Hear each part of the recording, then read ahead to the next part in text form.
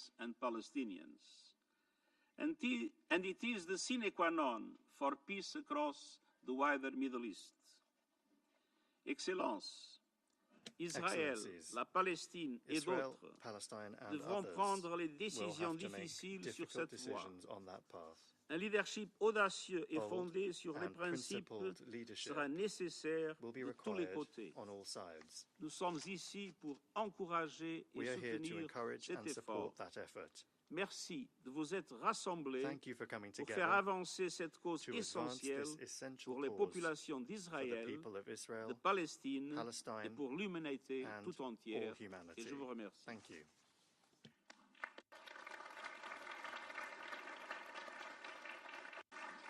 Je remercie le secrétaire général pour son intervention et j'invite maintenant Son Excellence Monsieur Mohammad Mustafa, Premier ministre de l'État de Palestine, to deliver a statement. Excellencies, distinguished delegations, I'm honored to be among you all today, and I wish to express the State of Palestine's deep gratitude for the Kingdom of Saudi Arabia and France for their leadership and for undertaking the responsibility entrusted to them by the General Assembly in co-chairing this historical international conference. I also express our deep appreciation to the co-chairs of the working groups for their dedication, also the President of the General Assembly and all states and organizations for their contributions. I'd like to thank the United Nations, represented by the President of the General Assembly and the Secretary General, and through them, all of the United Nations, for their relentless efforts to deliver on their sacred mandate, including the United Nations personnel on the ground who does so at the peril of their lives. Excellencies, this conference holds a promise, a pledge to the Palestinian people that the historical injustice that befell them must come to an end. What's happening in Gaza is its latest and most brutal manifestation, and we are all more than ever compelled to act. This conference is a message to the Palestinian people that the world supports us in the realization of our rights to life, liberty, dignity in our land, and of our right to our sovereign state. This conference is also a message to the Israeli people that there is a path to peace and regional integration. It will be achieved through our independence, not our destruction, through the realization of our rights, not their continued denial, that Palestinians are not condemned to perpetual occupation and exile, and Palestinians and Israelis are not doomed to be at eternal war, that there is another way, a better way, that leads to shared peace, shared security, and shared prosperity in our region. Not for one at the expense of the other, but for all. We hope they hear this message and grasp this historical opportunity. For very long, the idea was to leave the matter to the parties, relying solely on their goodwill. The result was entrenched occupation, an ever-worsening situation, and more violence and loss of innocent lives. The reality is that while the parties have their obligations and responsibilities, the rest of the world has also obligations and responsibilities in ensuring we achieve self-determination and just and lasting peace. Therefore, we welcome the approach taken by this conference to identify what's required from all actors and to promote concrete and decisive actions with clear mechanisms and time-bound commitments. All states have a responsibility to act now, to end the war on our people in Gaza and throughout the state of Palestine, to secure the release of all hostages and prisoners, to ensure the withdrawal of Israeli occupation forces. And we, of course, support in this regard the mediation efforts of Egypt, Qatar, and the United States, and the actions undertaken by all states to achieve these goals. The massacres and the engineered starvation by Israel must be brought to an immediate end. We all must act to reunify Gaza and the West Bank, including East Jerusalem, with no occupation, no siege, no settlements, no forcible displacement, and no annexation, and to rebuild Gaza with and for our people, end the occupation, achieve Palestinian independence, and implement the two-state solution with Palestine and Israel living side by side in peace and security towards achieving regional peace, security, and prosperity. This requires support to the Palestinian government in assuming its sole governance and security responsibilities, with regional and international support in the Gaza Strip and throughout Palestine. Hamas must end its rule of Gaza and hand over its weapons to the Palestinian Authority. And we stand ready to invite regional and international forces to be deployed in full coordination with the State of Palestine as a part of a stabilization and protection mission, with a Security Council mandate to provide protection to our people and ensure the ceasefire is observed by all parties, and to guarantee the security of all sides in support of the role of our government and our security forces, and not as an alternative to them. The ceasefire should be extended to all Palestine and should be accompanied with the cessation of all illegal measures. I call on all of you to take every action you can take to advance these goals, ending the war on our people, ending the occupation, achieving shared peace, security, and prosperity. I ask you to do that without delay or hesitation. Too much is at stake. We have demonstrated an ironclad commitment to peace in the face of brutal violence. With your help, we can demonstrate there is a peaceful path to liberation.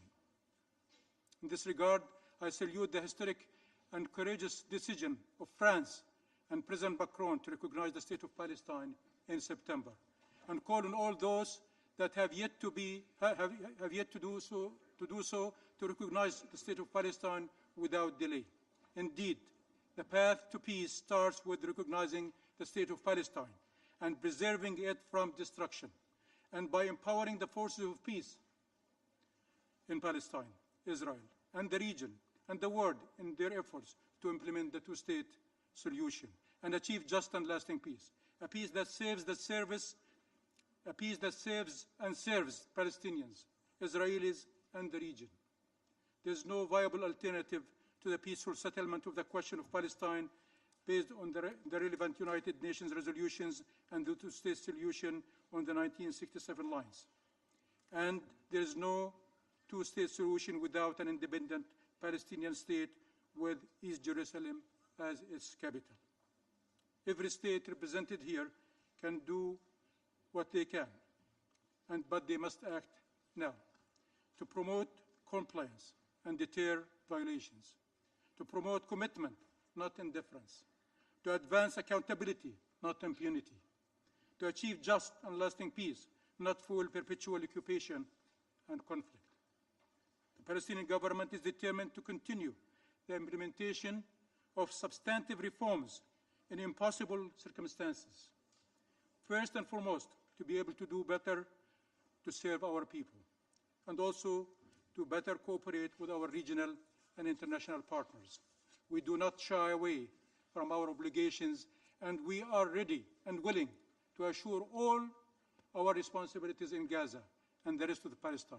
We ask that you help put an end to the Israeli policies who, at the political, financial, and military levels, constitute an existential threat to our people, our state and its institutions, and to peace. The idea that peace and security can be achieved by the destruction or subjugation of our people is a deadly illusion. The only way forward is shared peace and security. Our people are not going to disappear, but they are losing lives and loved ones every single day. Commitments has to be given to secure their future.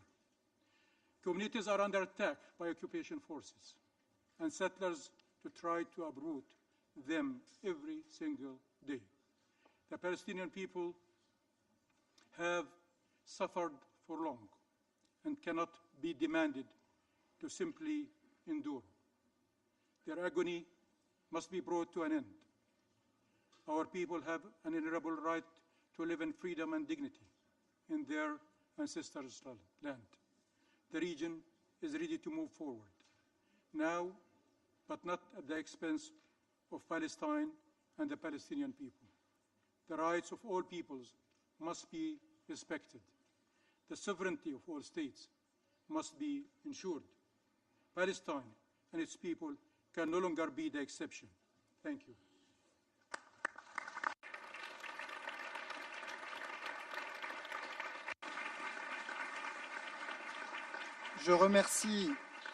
Je remercie le Premier ministre de l'État de Palestine et avant de clore la première partie de la séance, nous vous proposons de vous lever et d'observer une minute de silence à la mémoire de toutes les victimes des tragédies qui endeuillent la région depuis le 7 octobre 2023.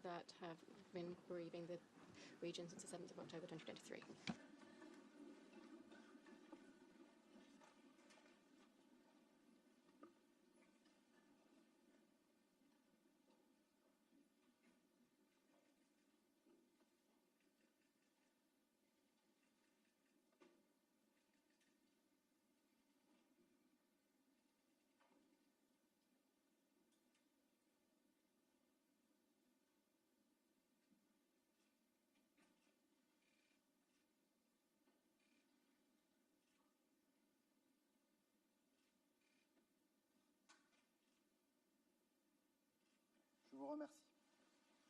Thank you. Je remercie nos invités de nous avoir rejoints aujourd'hui à la tribune, dont la composition va être légèrement modifiée avant la première table ronde.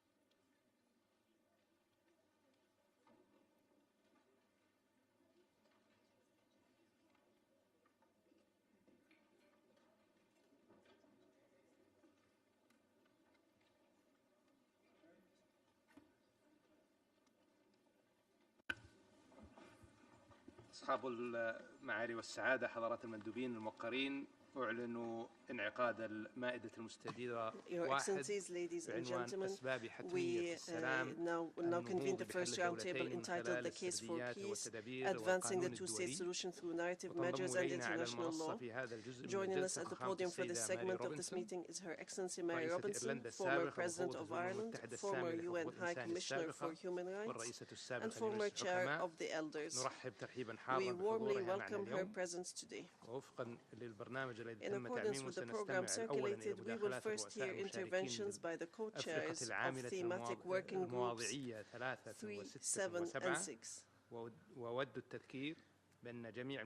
I would like to remind that all interventions are limited to 3 minutes and should be made from your seat.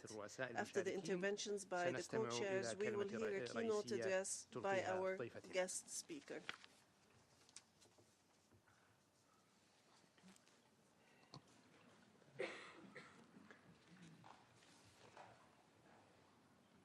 أدعو الآن ممثلة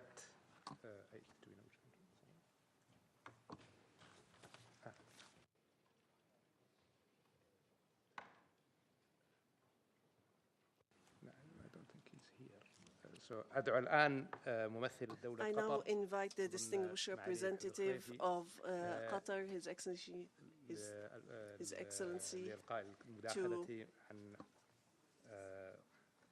to deliver his remarks for Working Group 3. شكرا سمو الأمير. أصحاب السمو والمعالي والسعادة، السلام عليكم.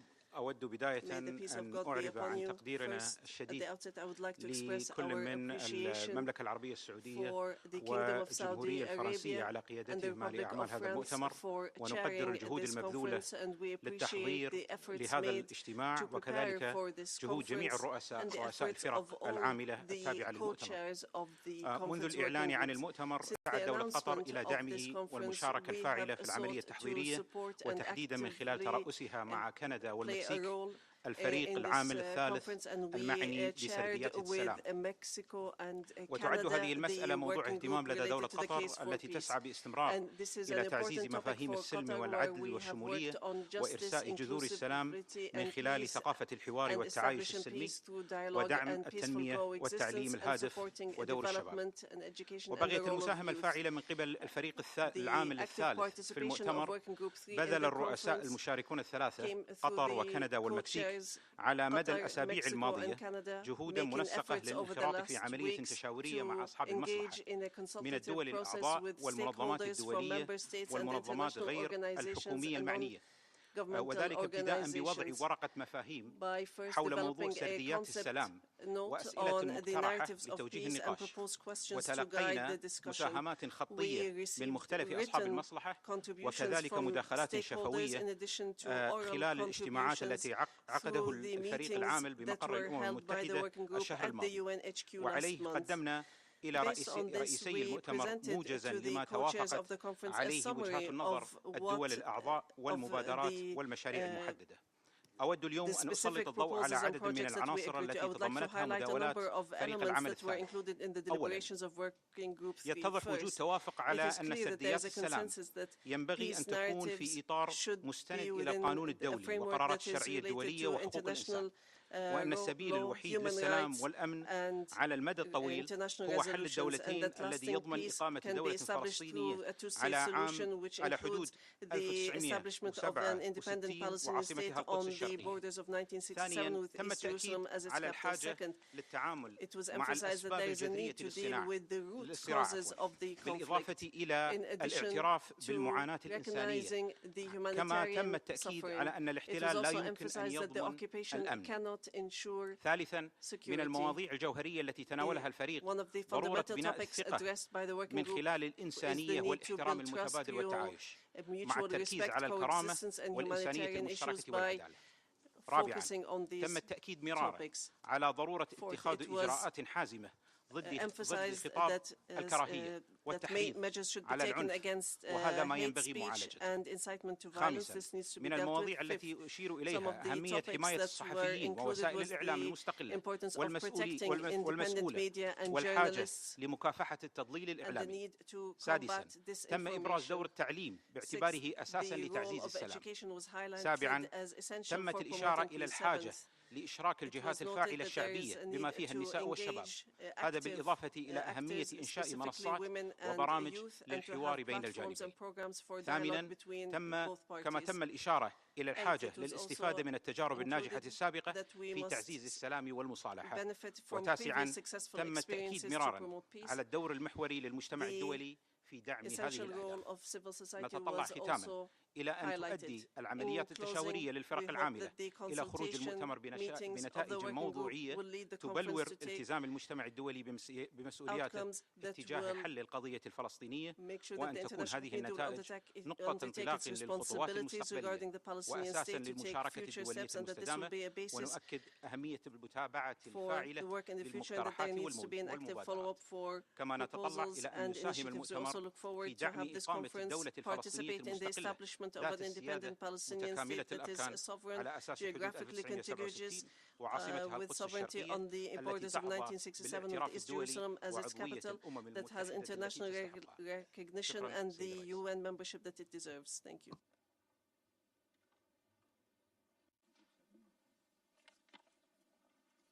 شكرا. والآن نعطي الكلمة لمعالي وزيرة كندا السيدة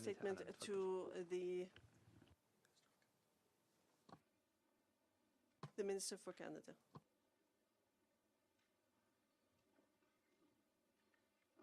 Excellencies, delegates, distinguished guests, I would like to begin by thanking France and the Kingdom of Saudi Arabia for bringing us together at this critical moment.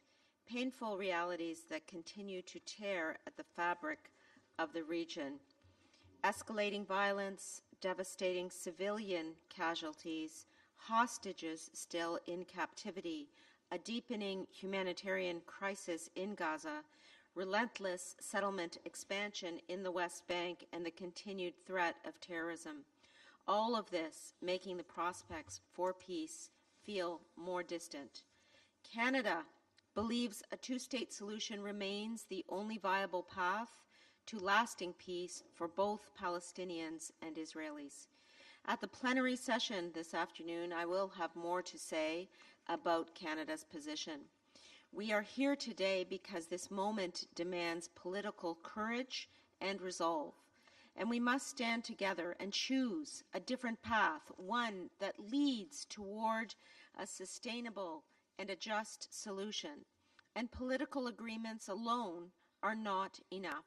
We must also address the narratives shaping identity, perception, and legitimacy, as these lie at the heart of the conflict. As G7 president, Canada is engaging closely with regional partners, and the message is clear. The region must be defined by peace, by stability, and by dignity for all. Guided by this understanding, Canada, alongside Qatar and Mexico, is co-leading this Narrative for Peace working group, aimed at building an inclusive framework grounded in dignity and coexistence. Peace is not only about borders and agreements, it is also about shared stories and understanding that humanize all sides and foster trust. Canada is committed to initiatives that amplify voices of peace, promote understanding, and reject division. We support local mediation and peace-building efforts, empower youth and women leaders, and champion press freedom and inclusive dialogue. I would like to briefly mention two other working groups at this conference in which Canada is contributing also: the security sector and humanitarian action and reconstruction groups. En tant que principal contributeur au bureau de coordinateur pour la sécurité depuis 2005, le Canada plaide en faveur d'un soutien régional coordonné, d'une gouvernance palestinienne unifiée et d'une coopération en matière de sécurité avec Israël. Comme je le mentionnais cet après-midi sur le plan humanitaire, le Canada accorde la priorité à la protection des civils, à l'amélioration de l'accès humanitaire et la reconstruction menée par les Palestiniens en mettant l'accent sur la transformation visant à renforcer les institutions palestiniennes. We are, above all, determined to work alongside our partners to deliver real, tangible solutions on the ground. And above all, Canada remains committed to a future where Palestinians and Israelis can live side by side in peace and dignity. Merci beaucoup.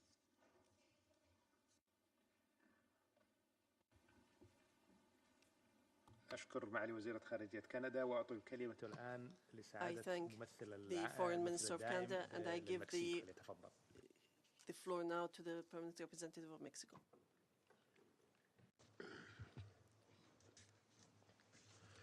Señores copresidentes, distinguidos colegas, distinguished colleagues, México expresa su amplio reconocimiento a Qatar y Canadá por su firme compromiso con nuestro grupo de trabajo encargado de analizar potenciales narrativas de paz que contribuyan a la implementación de la solución de dos estados. A partir de las consultas realizadas en nuestro grupo, se identificó un amplio consenso en torno a la idea de que si bien las negociaciones diplomáticas son un elemento sine qua non para alcanzar una solución duradera al conflicto palestino-israelí, estas deben ir acompañadas de una narrativa de paz eficaz que a la vez desempeñe un papel clave en la configuración del discurso público y de la manera en que se forman las nuevas generaciones. Una importante coincidencia dentro de las aportaciones que recibimos es que la educación es uno de los factores preeminentes para alcanzar y sostener la paz. En ese sentido, permítanme subrayar la siguiente propuesta. Es fundamental que tanto los programas escolares palestinos como los israelíes incorporen cursos de historia que destaquen los puntos en común de ambas culturas. Asimismo, las iniciativas enfocadas a una futura coexistencia pacífica entre palestinos e israelíes son prioritarias. Debemos probar que la coexistencia es posible. Tal vez la Orquesta Sinfónica, fundada hace ya 26 años por el director de orquesta y pianista israelí Daniel Barenboim y el escritor palestino Edward Said, llamada West Eastern Divan Orchestra, esa orquesta quizás sea el mejor ejemplo de que ambas culturas pueden incluso producir arte de óptima calidad como resultado de una colaboración común. Empecemos, pues, nuestras labores esta mañana con la convicción de que dos estados son la única solución vislumbrable en la etapa actual de lo que constituye uno de los grandes dramas de la historia y uno que nos toca la responsabilidad generacional de resolver. Muchas gracias.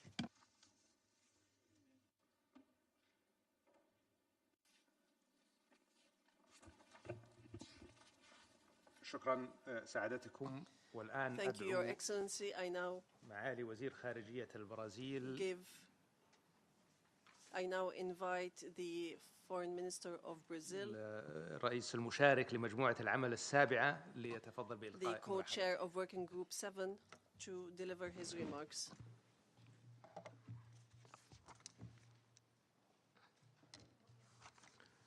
Thank you, Mr. Chair, Excellencies. Brazil co-chaired with Senegal Roundtable 7 on promoting respect for international law. The ordeal Palestinians face stands as a test to our collective commitment to international law, humanitarian law, and human rights. When confronted with credible allegations of genocide, invoking international law is not enough. We must enforce it with resolve. Last year, the International Court of Justice laid out clear guidelines on how states must fulfill their obligations regarding the unlawful occupation of Palestine. They include not recognizing the unlawful situation created by Israel's presence in the occupied Palestinian territory, including East Jerusalem, differentiating in all dealings with Israel between its territory and the occupied Palestinian territory, refraining from any action that may aid or contribute to maintaining occupation, and ensuring respect for the Palestinian people's right to self-determination and the Fourth Geneva Convention. Guided by the Court's opinion, Working Group 7 formulated 3 questions to inform Member States' action. First, what actions can states adopt to promote and ensure compliance with international law? Second, What accountability mechanisms can be activated to address relevant and lawful actions, policies, and practices, and to ensure reparation? Third, what preventive measures can be taken against illegal unilateral actions undermining the viability of the two-state solution? We received over 50 submissions from multiple stakeholders. These inputs generated 96 concrete proposals grouped in 5 areas: diplomatic and political, arms trade, economic, accountability and reparation, and monitoring. The following stood out: recognizing the State of Palestine and supporting its admission as a full UN member, upholding the legal distinction between Israel and the occupied Palestinian territory, opposing annexation and settlement expansion, ensuring protection for humanitarian workers, including UNRWA staff, supporting civil society and human rights defenders, imposing targeted sanctions against violent settlers and lawful countermeasures to grave violations. Excellencies, these are lawful actions that states can take now. The credibility of the international legal order depends on its non-selective application. What is now needed is the political will and a robust follow-up process to this conference. Let us turn law into action and action into justice and peace. I thank you. شكرا معاليكم. والآن أعطي الكلمة لوزيرة خارجية السنغال الرئيس المشارك لفريق العمل رقم 7 co-chair of working group 7 to deliver her remarks. Excellences, Mesdames et Messieurs, Excellencies, ladies and gentlemen, c'est avec un sens aigu des responsabilités que je me tiens aux côtés de mon homologue du Brésil pour présenter les résultats du groupe de travail 7. Sans plus tarder, je vais évoquer les propositions reçues pour les 4 autres domaines d'action. Dans le domaine du commerce des armes, les contributeurs ont recommandé de renforcer le processus de due diligence, la surveillance de l'utilisation finale et le contrôle à l'exportation.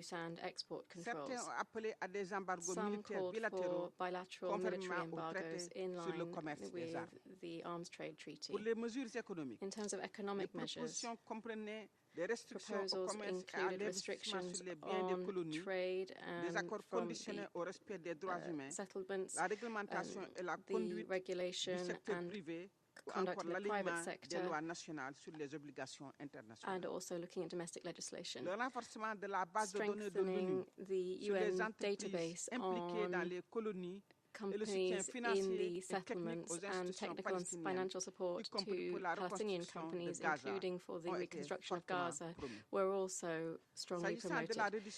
In terms of accountability and reparations, both were highlighted. Cooperation with the International Criminal Court and the International Court of Justice, activation of universal jurisdiction, supporting the work of the Human Rights Council and the Independent Commission of Inquiry under the auspices of the United Nations. Several proponents also recommended the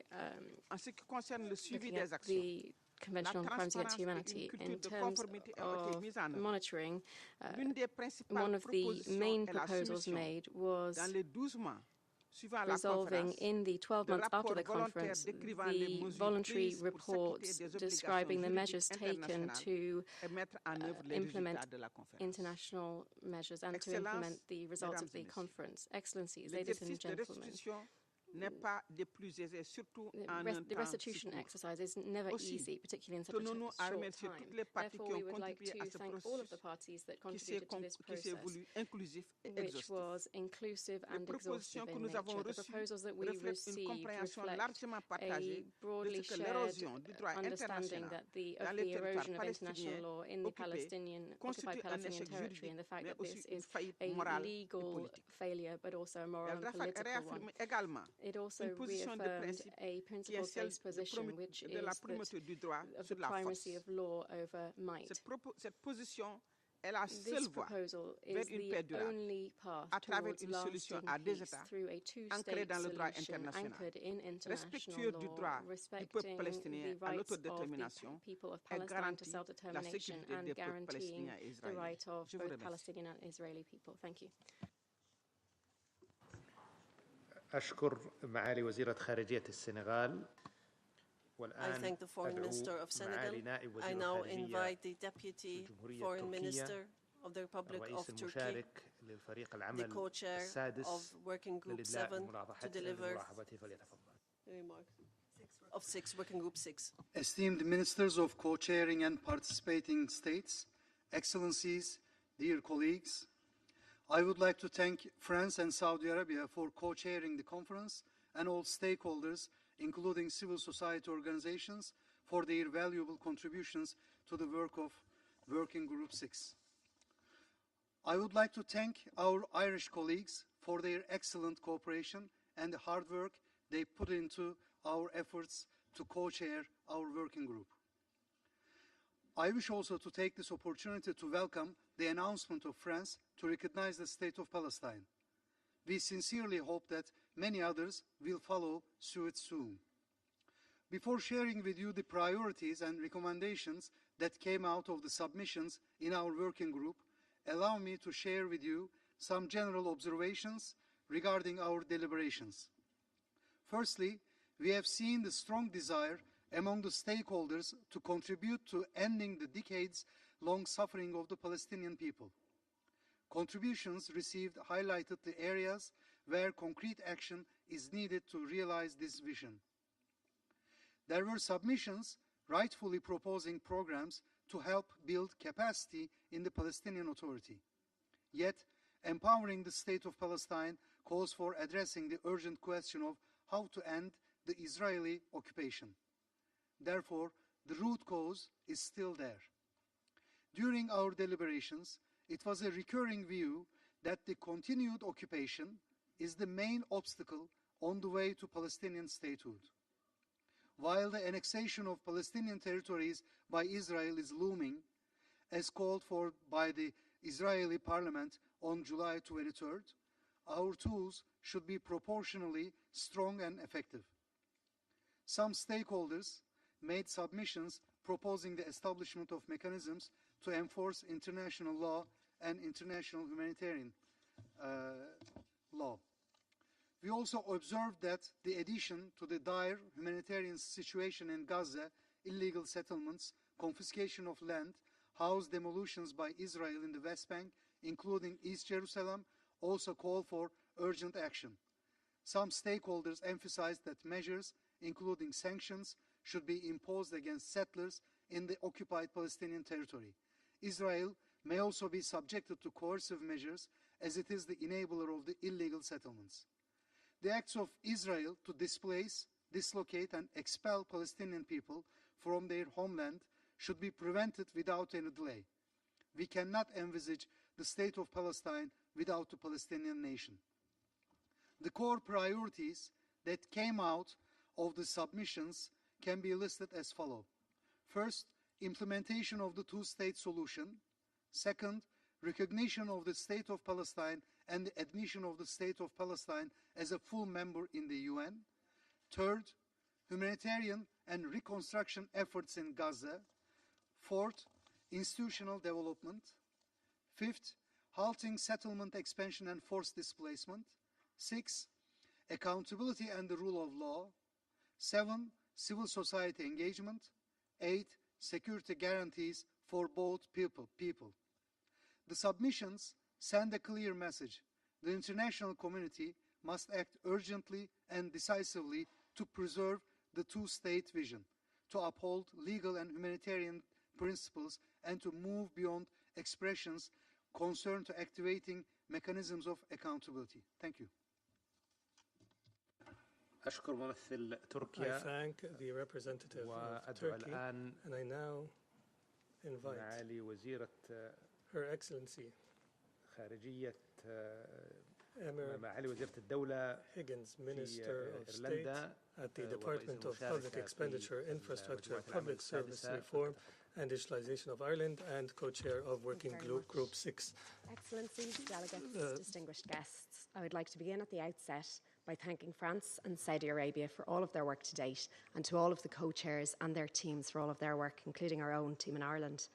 I'd also like to thank Minister Yilmaz and express my appreciation to Turkey for their excellent cooperation.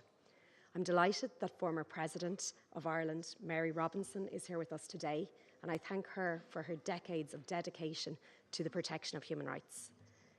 This conference, delegates, is an opportunity. It's an opportunity to bring a renewed sense of urgency and to demonstrate a spirit of shared responsibility for seeking a political situation to this absolutely devastating conflict. The humanitarian situation in Gaza has reached new depths of despair and new depths of misery. Mass starvation is now spreading right across the population, and that is an affront to our collective humanity. We need to see an immediate ceasefire, we need to see an immediate release of hostages, and we need to see massive humanitarian aid into Gaza at scale. As co-chairs of Working Group 6, Ireland and Turkey engaged broadly with member states and stakeholders. Our working group was on the preservation of the two-state solution. We deeply appreciate the significant number of concrete and of action-orientated submissions, and there was strong agreement around the respect for international law, including international humanitarian law, and clear support for accountability mechanisms, including the International Criminal Court. Submissions reference the advisory opinion of the International Court of Justice and its clear finding that the Israeli occupation of the occupied Palestinian territory is unlawful. Member states and stakeholders affirmed the two-state solution as the only pathway to a just and a lasting peace, and that is in accordance with international law and UN resolutions. The importance of recognition of the State of Palestine and its admission as a full UN member state was a recurring theme, and I commend France and President Macron for leadership on this. We also recall the importance of recognition of Israel by states who have not yet to do so, and of integration of Israel and Palestine in the region. Contributions stress there should be no forced displacement of Palestinians from Gaza, and there was strong consensus on the need to address illegal settlements in West Bank, including East Jerusalem, and strong condemnation of any attempts at annexation. There must be accountability for violent settlers and for those who support and for those who facilitate them. There must also be accountability for Hamas, who have brought only suffering to Israelis and Palestinians. A key issue is support for the Palestinian Authority, governing a unified Palestine state, support for the PA's reform agenda, and sustainable financing, including the release of revenues by Israel. We acknowledge the Arab and OIC reconstruction plan as the basis for work on the rebuilding of Gaza and the necessary arrangements for governance, for security, and for economic development. Submissions stressed that the essential and life-saving role and the mandate of UNRWA must be protected. As a country with experience of overcoming conflict, Ireland recognises the important role of both civil society and in particular of women in laying the groundwork for peace. We must create the conditions and the space for voices from different perspectives to be heard in safety and in respect. We must now seize this opportunity to end the devastating cycles of violence and make good on our commitments to implement once and for all the two-state solution in the interests of both Israelis and Palestinians. Thank you.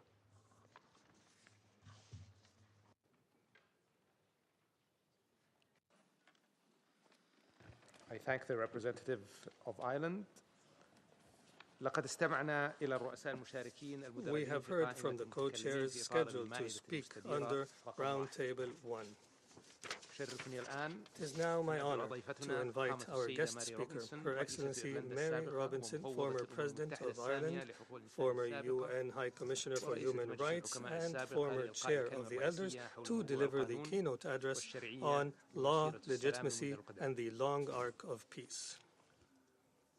Excellencies, ladies and gentlemen, it's an honor to speak to you today as a member of the Elders, the group of independent leaders founded by Nelson Mandela in 2007.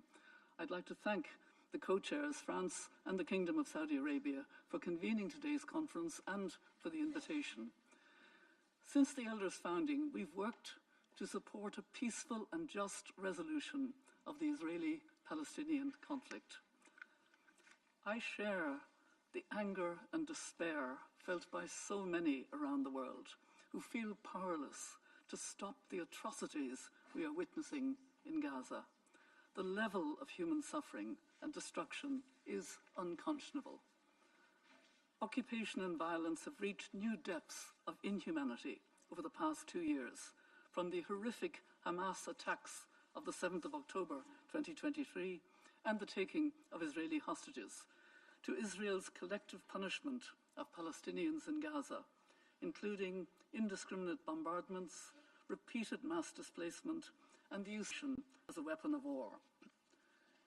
International norms and standards are being abandoned and openly scorned. This conference must be a turning point towards a different future. As political decision makers, you have the power and responsibility to compel a change of course. It's time for collective action, starting with recognition of the state of Palestine as a transformative step that should be taken now. Why now? Because the dehumanizing of the Palestinians by the extremist government of Israel has reached a critical point. Let us recall that Prime Minister Netanyahu telephoned Pope Leo to apologize for the injury to Father Gabriel Ramanelli when the Catholic Church was bombed in Gaza. Prime Minister Netanyahu has not apologized for the more than 17,000 children killed in Gaza, or the many more children left without limbs and without family members. He has not apologized for all the children of Gaza who have been traumatized by this totally disproportionate war and are now hungry to the point of starvation. No apology has been deemed necessary because the children of Gaza have become dehumanized by this Israeli government. I welcome President Macron's announcement that France will recognize Palestine. The United Kingdom has said it will recognize Palestine when it would be an effective and not just a symbolic step. Surely this is the moment, because later it will simply be too late. Excellencies, I would now like to address two issues. First, measures to uphold international law and end impunity for systematic violations. And second, how to help lay the groundwork for peace. It is my personal view that we are seeing an unfolding genocide in Gaza. It is for international courts to make a final determination. But member states cannot wait for this. You must act now to prevent genocide.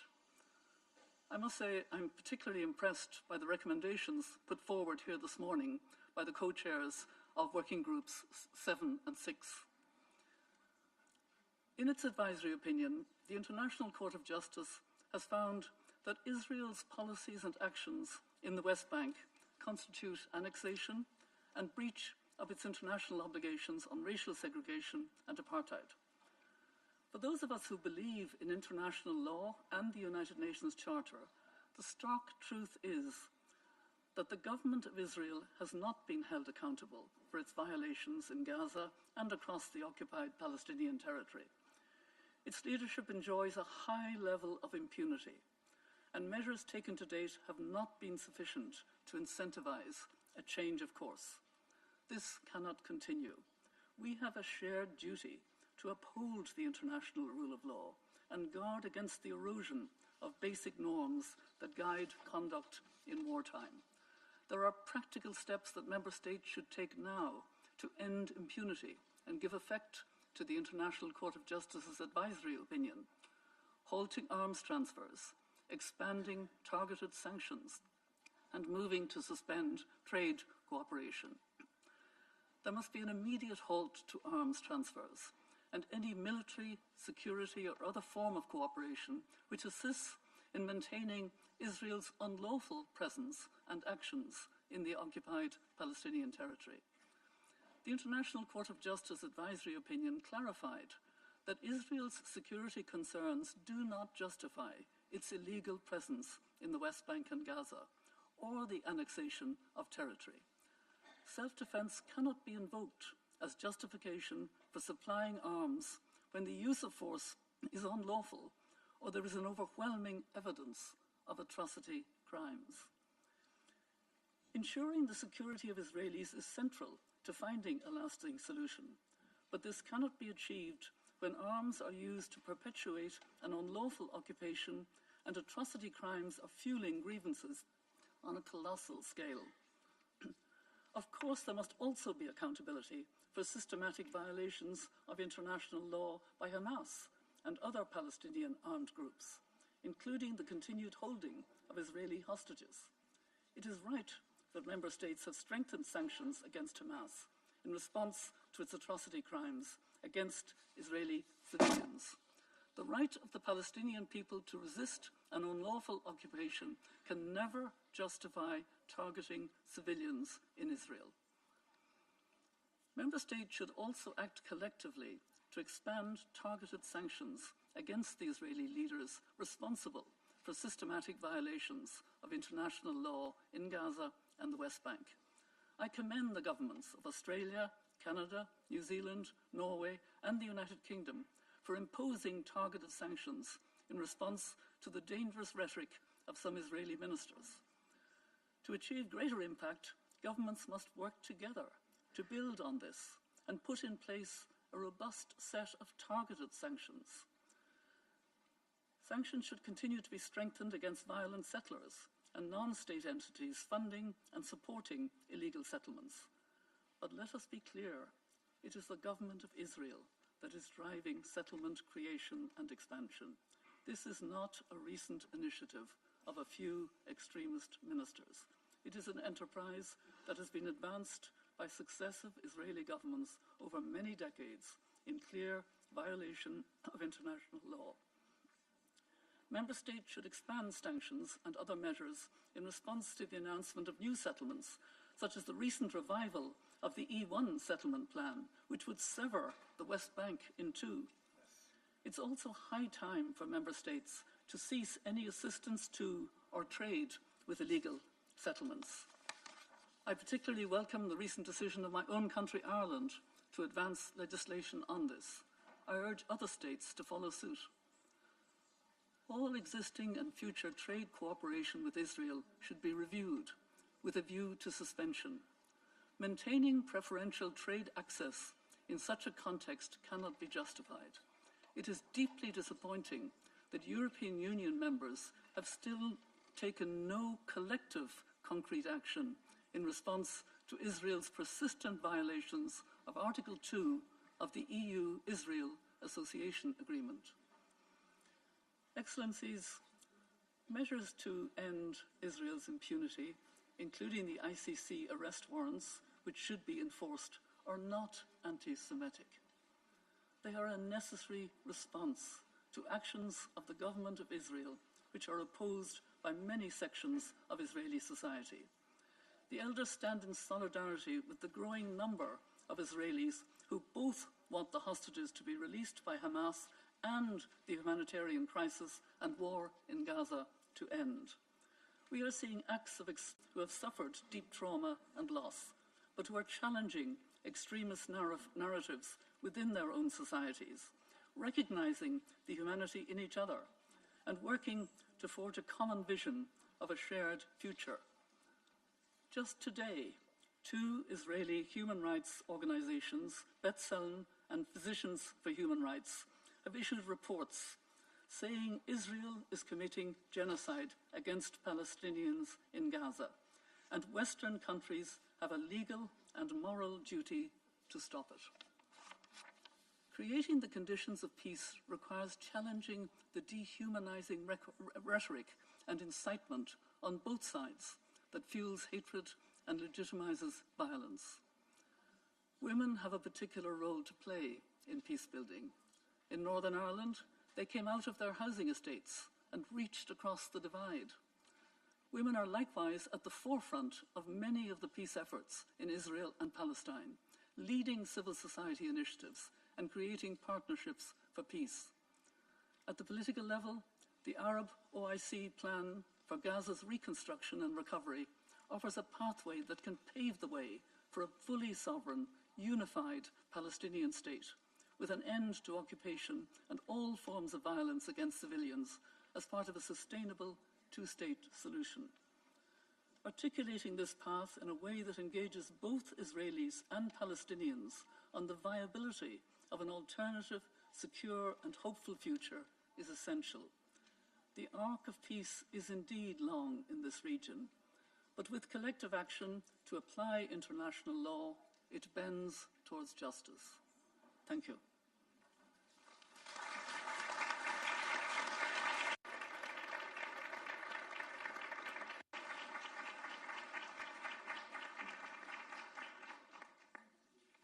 Je vous remercie et j'ouvre maintenant la deuxième table ronde qui a pour thème deux États, un seul avenir, assurer la souveraineté, garantir la sécurité de tous et la viabilité économique. Son Excellence M. Juan Manuel Santos Calderón, ancien président de la Colombie, lauréat du prix Nobel de la paix en 2016 et président des Sages, nous rejoint à la tribune. Nous lui souhaitons la bienvenue.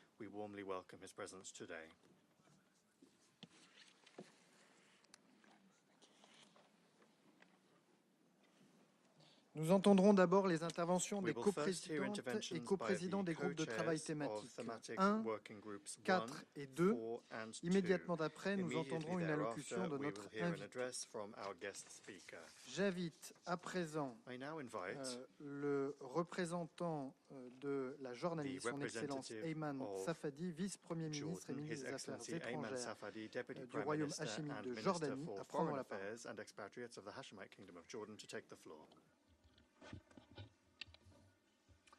Thank you so much, Excellencies, dear friends. Allow me to start by thanking our co-chairs, His Highness Prince Faisal and His Excellency John Noel Barrow, for their leadership and for their commitment and for their relentless effort to bring us together today in what is clearly an extremely important event to express our commitment to lasting and comprehensive peace in the region.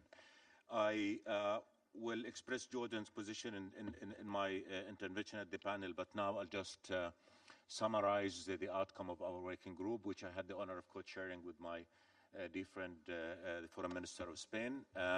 And basically, I think what the group showed that we are all committed to a just, lasting, and comprehensive peace on the basis of the two-state solution. We're all committed to the two-state solution as the only path going forward. And that now is the time to act, because if we do not, realities on the ground are rendering that solution inviable as every day goes by. We, I think, agreed that recognizing the Palestinian state is a must, and to those who argue that this should be the outcome of negotiation, where are the negotiations? There is no negotiation. The Palestinians are ready to negotiate today. We do not have an Israeli partner to negotiate. So if they're not willing to sit at the table and negotiate a two-state solution, which the whole world agrees is the path forward, then they cannot veto us from doing what we all believe in and recognize the Palestinian state as a statement of commitment to that solution. I think majority in the group, and I thank everybody who participated in it, also expressed the importance of recognizing Palestine as a full member of our United Nations so that we can move forward. And I think it was clear among all of us that we've got to act to stop Israeli unilateral actions that undermine the two-state solution, including settlements, land confiscation, encroachments on the holy sites, and attempts to change the demographic composition of the West Bank and Gaza. That is also something that I think resonated among all of us in the group. So to sum up, I think what we all agreed on is that we've got to act and act quickly in accordance with our conviction that the two-state solution is the only path forward, and we've got to recognize Palestinian state, and we've got to take action, practical action to move in that direction. And if I may just add one element here is that if we all agree that the two-state solution is the path forward, and we all know who is the party that is preventing us from moving forward, then it is about time that the world took action against that party, which is Israel, that is not allowing the realization of the two-state solution. Again, I think we all agree that this is not time to talk, this is time to act, and we have to act efficiently and act quickly. And before I conclude, allow me just to say what I should have started with, which is the catastrophe on Gaza cannot continue. It is incomprehensible that in this day and age, all of us are failing to ensure that children eat, drink, have medicine. So I think I urge all of you to act in every way possible, to stand, to speak against the prevention of Israel of allowing aid into Gaza. That has got to stop. By the time we finish our meeting today, tens of Palestinians will have died from starvation. That cannot stand. So please, let's stand on the side of justice, stand on the right of what's right, stand on the right of international law, which our group also emphasized that must be implemented equally to all. Thank you so much.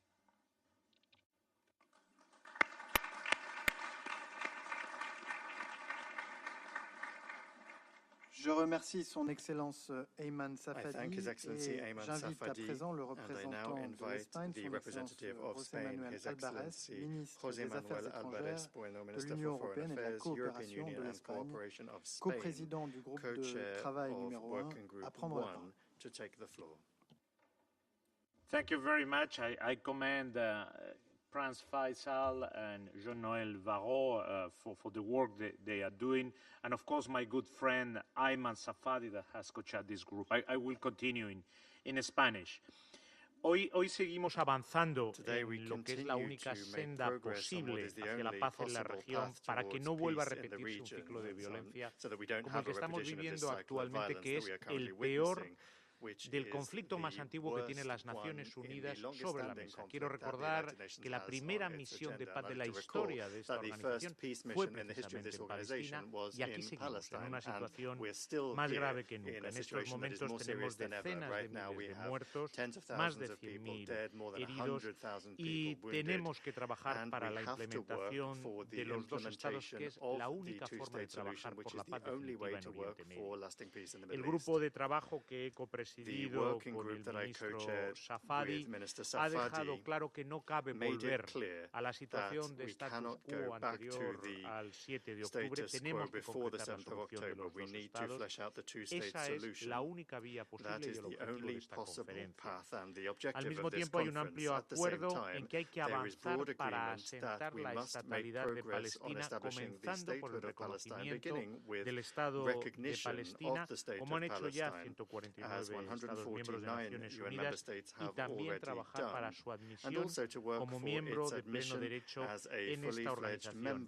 Es también esencial que se reafirme la plena normalización de las relaciones de todos con Israel y su completa integración en la región. Las conclusiones del grupo también reconocen en la autoridad palestina al único actor legítimo para asumir la futura gobernanza de la Franja de Gaza. La autoridad palestina es nuestro socio para la paz y tenemos que sentar las bases para un Estado palestino realista y viable con Gaza y Cisjordania bajo una única autoridad nacional palestina, con continuidad territorial, conectando a ambas zonas por un corredor terrestre, con una salida al mar y un puerto en Gaza y con su capital en Jerusalén Este. Y ante la insoportable catástrofe humanitaria generada por la ofensiva militar de Israel, que dura ya 20 meses, exigimos claramente la entrada masiva y sin impedimentos de ayuda humanitaria, su distribución conforme a los principios humanitarios y a través de los actores humanitarios primordiales, que son en primer lugar las Naciones Unidas y su agencia, y muy especialmente UNRWA. Y finalmente recordamos la necesidad de cumplir con el derecho internacional y el derecho internacional humanitario, con las resoluciones del Consejo de Seguridad de las Naciones Unidas, con la opinión consultiva del Tribunal Internacional de Justicia del pasado 19 de julio de 2024, y no podemos aceptar decisiones unilaterales que obstaculicen la viabilidad de esta solución a dos estados. No podemos aceptar la violencia de los colonos, no podemos aceptar los desplazamientos forzosos sucesivos, successive waves of forced displacement, and if there is a violation of the legal framework that we ourselves have voted for, and which is binding upon all of us and also on Israel, then the relevant responsibility should be pursued. Thank you very much.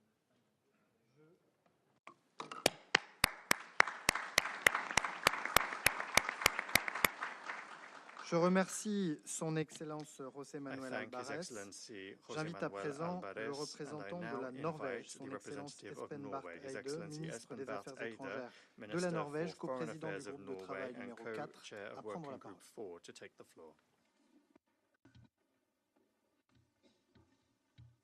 Thank you, dear Jean-Noël Barrot. Thank you also, His Highness Prince Faisal Al Farhan, for bringing us together here and for convening this important roundtable.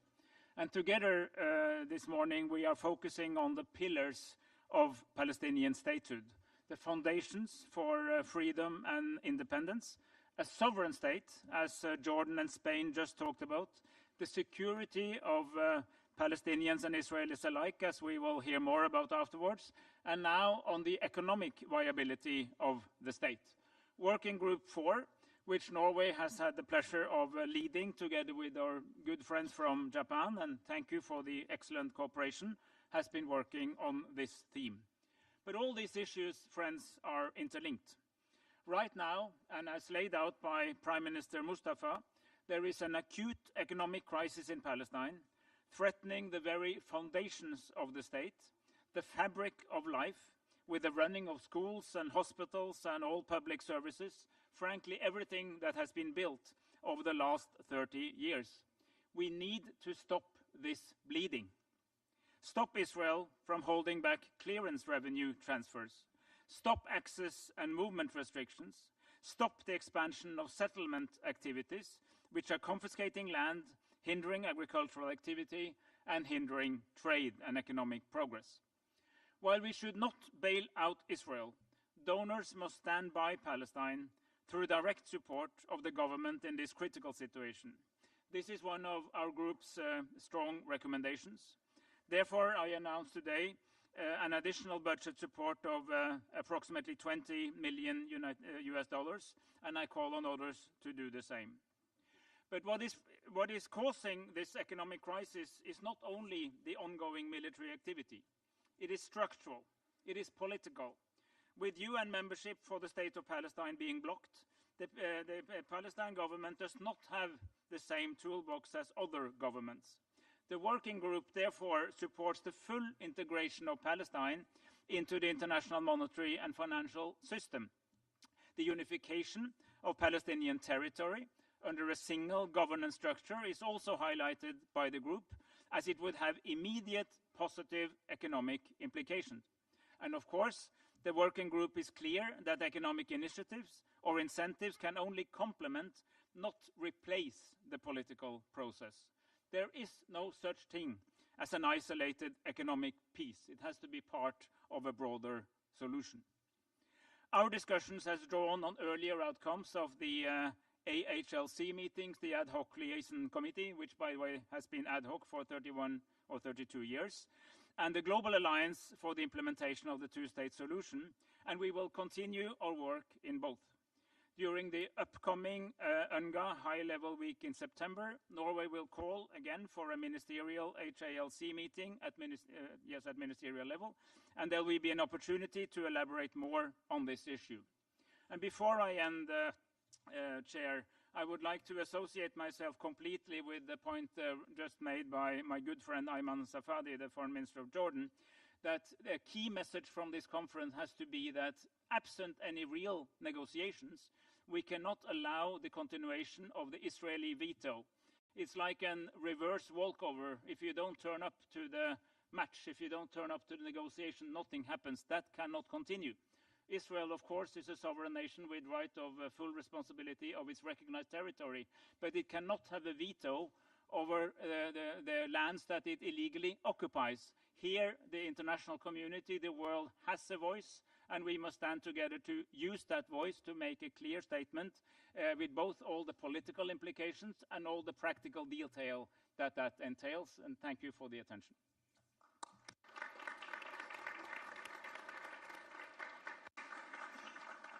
Je remercie son Excellence Espen Bartheid pour son intervention et j'invite à présent le représentant du Japon, son Excellence Tsukasa Uemura, représentant spécial du gouvernement du Japon, envoyant spécial du gouvernement du Japon pour la paix au Moyen-Orient, coprésident du groupe de travail numéro 4, à prendre la parole.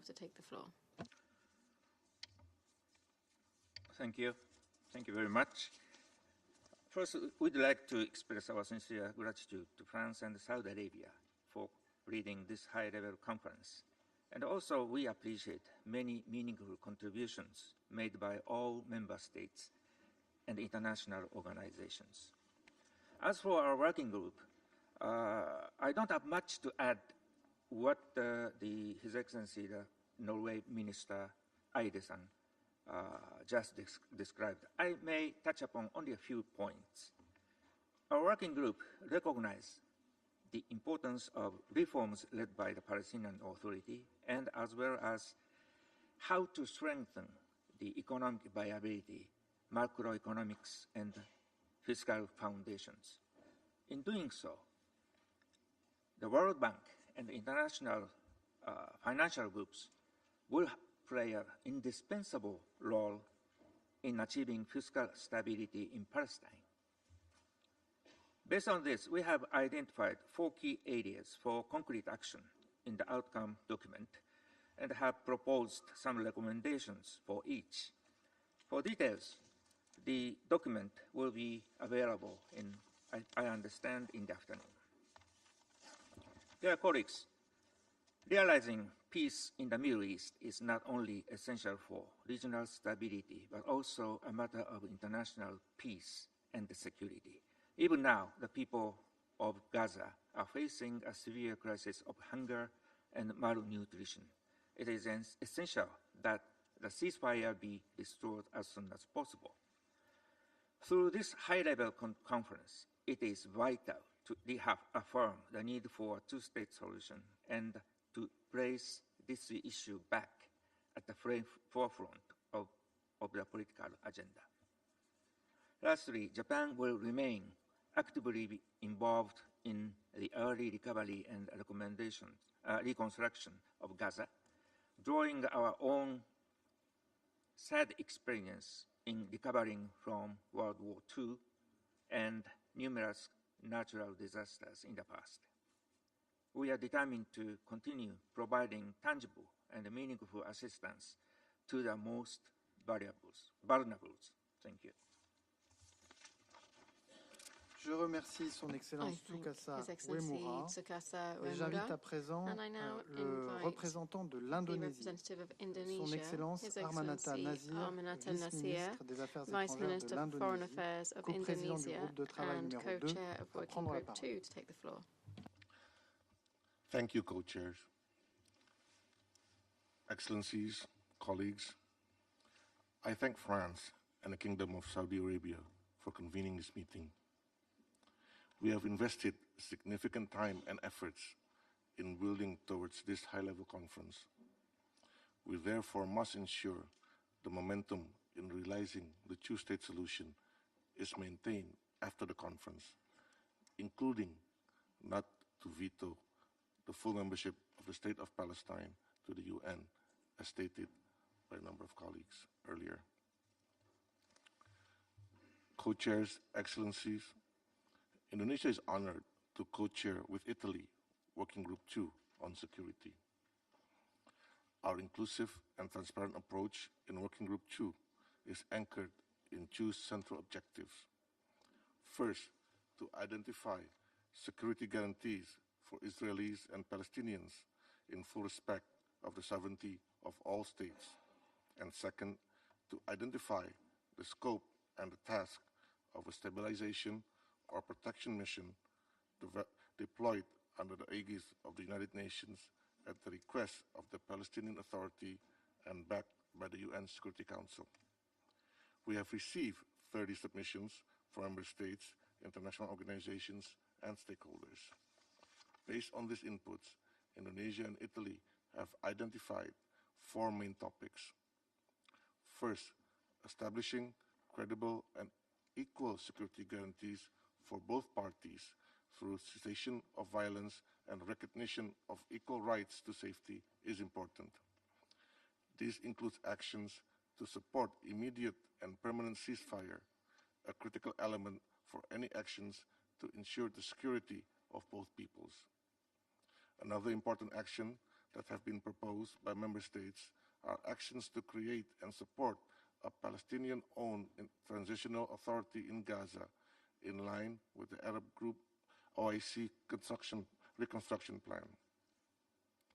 Member states also propose the importance of an inclusive regional security architecture modeled after the OSCE in Europe and ASEAN in Southeast Asia to create a mechanism to nurture trust, peace in the region. Second, we need to empower the Palestinian Authority to independently manage security and fully assume responsibility in both Gaza and the West Bank, with the view of promoting reunification of all Palestinian Authority under a single, legitimate, and democratic national government. Under this element, we have gathered commitment to take action to launch a UN-led international coordination framework for initiatives aimed at developing efficient security and policing structure towards a sovereign Palestinian state. Member states also called for actions to devise a structured framework to transfer international security responsibility to the Palestinian Authority security forces.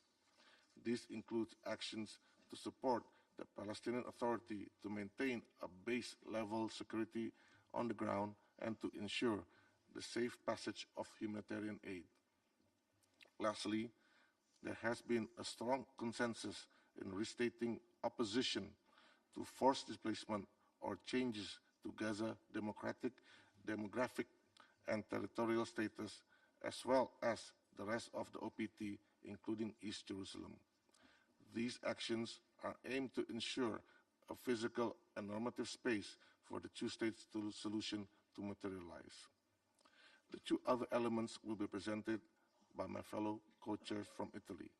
Before I conclude, however, I would like to take this opportunity to congratulate France for its leadership and courageous decision to recognize the State of Palestine. At a time when persuasion fails to persuade parties to stop actions that are clearly in violation of various international law, only concrete action within one's own power and international law is needed to show the right path.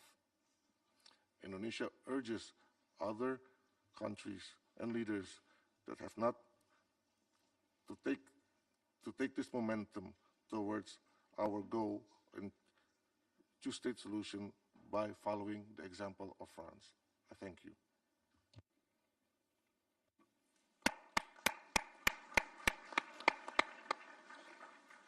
Je remercie son Excellence Armanata Nazir et j'invite la représentante de l'Italie, son Excellence Maria Tripodi, vice-ministre des Affaires étrangères et de la coopération internationale de l'Italie, coprésidente du groupe de travail numéro 2, à prendre la parole. Grazie. Thank you. Grazie Ministro, grazie Minister.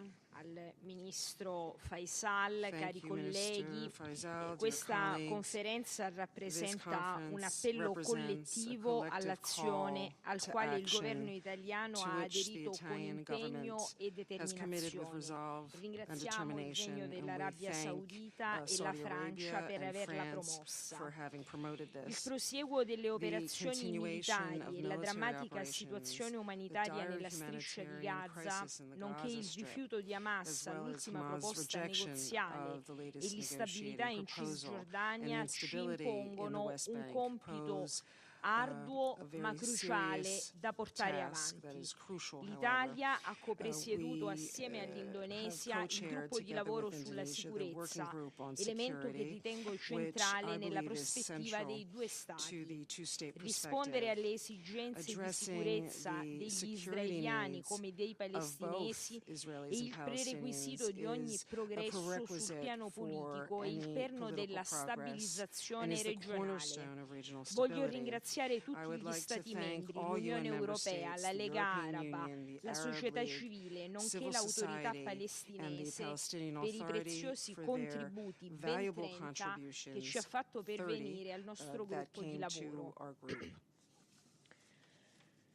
Abbiamo subito concordato con gli amici indonesiani un assunto di base: come non ci può essere pace senza sicurezza, non ci può essere sicurezza senza pace. Per questo motivo il terzo argomento che abbiamo deciso di trattare è la costruzione della fiducia tra israeliani e palestinesi, nella consapevolezza che una solida architettura di sicurezza trova fondamento nella politica, nelle intese e nei negoziati e non solo sugli assetti militari. Un obiettivo ambizioso ma non irrealizzabile, come ha dimostrato l'efficace dispiegamento della missione civile europea Yubam Rafah durante il cessate il fuoco. Assicurare tenuta e fattibilità delle azioni concrete poc'anzi illustrate dal vice ministro Nasir richiede il coinvolgimento degli attori regionali e della comunità internazionale, con il compito di definire scopo e mandato di una missione di stabilizzazione e protezione sotto egida ONU.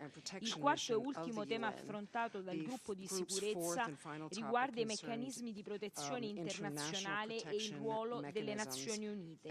Il consenso di entrambe le parti, l'invito dell'autorità palestinese e il fondamento di una risoluzione del Consiglio di sicurezza sono i parametri fondamentali di un'eventuale missione di stabilizzazione a Gaza e il monitoraggio in Cisgiordania. Il lavoro condotto con l'Indonesia e con gli Stati membri del gruppo è stato orientato ad elaborare una strategia per fasi, con l'individuazione di obiettivi di breve, medio e lungo termine, nell'ottica di assicurare flessibilità al lavoro e tenendo sempre conto dei possibili sviluppi sul terreno. Siamo pronti a lavorare con l'Indonesia e con gli altri Stati membri per l'attuazione delle azioni identificate. I nostri obiettivi immediati sono il cessate il fuoco e l'accesso umanitario, il rafforzamento istituzionale della capacità di sicurezza dell'autorità palestinese sono un ulteriore obiettivo di breve termine. L'Italia crede fermamente che la soluzione a due Stati sia il punto d'incontro tra le esigenze di sicurezza di Israele e le legittime aspirazioni del popolo palestinese. Proprio da una striscia di Gaza libera da Hamas e riunificata con la Cisgiordania sotto l'autorità palestinese rafforzata e riformata, potrà prendere avvio un autentico percorso di ricostruzione in linea con quanto proposto dal piano arabo su questo tema. Ricostruzione non solo delle infrastrutture come edifici, scuole e ospedali, ma soprattutto della fiducia reciproca tra israeliani e palestinesi. Voglio quindi concludere ricordando l'importanza di coordinare il sostegno internazionale con l'azione delle società civili, l'unica garanzia per una pace duratura e stabile nel lungo periodo. Vi ringrazio.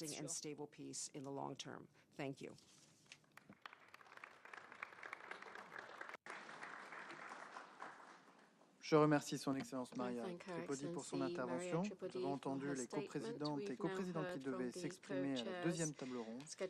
J'ai maintenant l'honneur de convier l'invité de la deuxième table ronde, son Excellence M. Juan Manuel Santos Calderón, ancien président de la Colombie, lauréat du prix Nobel de la paix en 2016 et président des Sages, a prononcé le discours principal sur le thème « Instaurer la paix, règlement politique, sécurité partagée et prospérité économique au service prosperity. Excellencies, ladies and gentlemen, it is an honor to address this conference today in my capacity as Chair of the Elders, and would like to thank the conference co-chairs for the opportunity to speak to this distinguished audience. Recognition of the State of Palestine can be a transformative step towards peace at a time when the region is consumed by terrible war. I encourage the remaining UN member states who have not already done so to take this step now. I commend President Macron for announcing that France will recognize Palestine. I urge the United Kingdom, a country for which I have a special gratitude for its support of the Colombian peace agreement and as penholder in the Security Council, to join France in leading the way. I took this decision in 2018 as President of Colombia. I did so not to favor one side over the other, but to help create a level playing field, convinced then, as I am now, that it is for the best in the long run, also for the Jewish people, for whom I have always expressed admiration and respect. Unfortunately, I cannot say the same for the current Israeli government.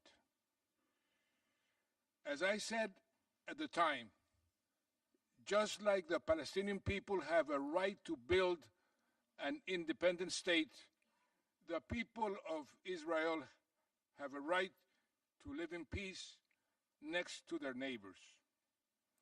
Now, it is more important than ever to achieve this, following the horrific Hamas terror attacks against Israeli civilians on 7th of October 2023, and the current government of Israel's atrocity crimes against Palestinians in Gaza that we're all witnessing today. In words and deeds, Prime Minister Netanyahu's government openly expresses its intent to prevent a Palestinian state ever coming into existence.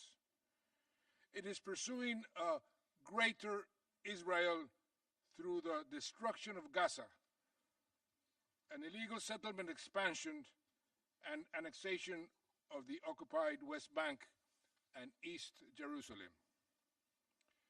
At this crucial moment, recognition of the state of Palestine by even more countries would send a clear signal to the Israeli people that this expansionist agenda will never be accepted by the international community, and it does not serve their true interest.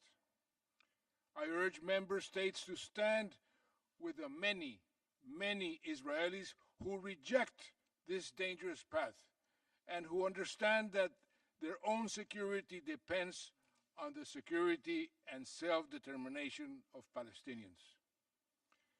Some will always make the argument that the time is not yet right.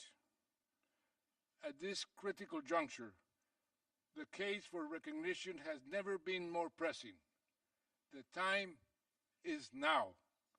Recognizing Palestine along pre-1967 lines can be a catalytic act towards the vision of two states with a shared future, if there is sustained political commitment to follow through on its implementation. This is about the core principles of justice and self-determination. Recognition should not be linked to negotiations between the conflict parties. Israel does not have the right to veto Palestinian self-determination or statehood. Nor should recognition be linked to governance reform or the form that a sovereign unified Palestinian state will take. These are separate issues from statehood itself. The question of when and how Hamas should disarm or be disarmed is, with no doubt, critical. I know from my own experience of ending a more than 50-year-old war in Colombia how delicate but essential such a process can be. The disarmament of Hamas will need to be addressed as part of a process towards a lasting political settlement that ends the occupation and ensures security for both people. For Hamas to have any political future, It must be willing to reconcile under the umbrella of a revitalized Palestinian Liberation Organization based on fundamental commitments, including recognition of Israel along pre-1967 lines and an end to attacks against civilians. Like any other state, the state of Palestine must have full control of its own borders, territory, and security arrangements. A two-state solution will not be viable or sustainable if Palestinians are offered a reduced form of statehood that falls short of full sovereignty. For too long, the security of the occupying power, Israel, has been prioritized over the security of Palestinians. This is obvious from the continuous flow of arms to Israel, while the civilian population of Gaza suffers endless bombardments and a siege that has led to an imminent man-made famine. Distinguished co-chairs and distinguished delegates, I know from my country's own experience of conflict with the FARC and other armed groups that it can seem easier to wage war than to make peace. But such intractable conflicts can never be resolved by military means alone. Today, I urge you all to take a firmer stand against military aggression in Gaza and the West Bank, but also in the wider region. The situation remains extremely fragile following the military strikes against Iran by Israel and the USA, which deliberately derailed progress towards a political solution to the Iran nuclear threat and led to a dangerous escalation. It is vital to preserve space for political dialogues on this issue. European governments should negotiate a delay to the UN sanctions snapback deadline, and Iran should restore the International Atomic Energy Agency access. Any UN Security Council resolution underpinning a new agreement must also provide guarantees to Iran against further strikes. The government of Israel's military action in Syria since the fall of Assad also undermined regional stability. This is not legitimate self-defense. The use of force to assert Israel's domination in the region risks leading to a dangerous endgame. This is relevant to our discussions today because it directly undermines prospects for a two-state solution. We need a new vision for regional peace and security, one that is based on political, not military solutions, and respect for each state's sovereignty. A comprehensive regional framework must be inclusive of Iran as well as the Arab states. It must have a lasting settlement that safeguards a fully sovereign state of Palestine alongside the state of Israel at its heart. Only a framework in which all states in the region have an equal stake can provide lasting peace. Like others, the elders want to see a regional security context in which Israel has normalized relations with its neighbors and is recognized by all countries in the world.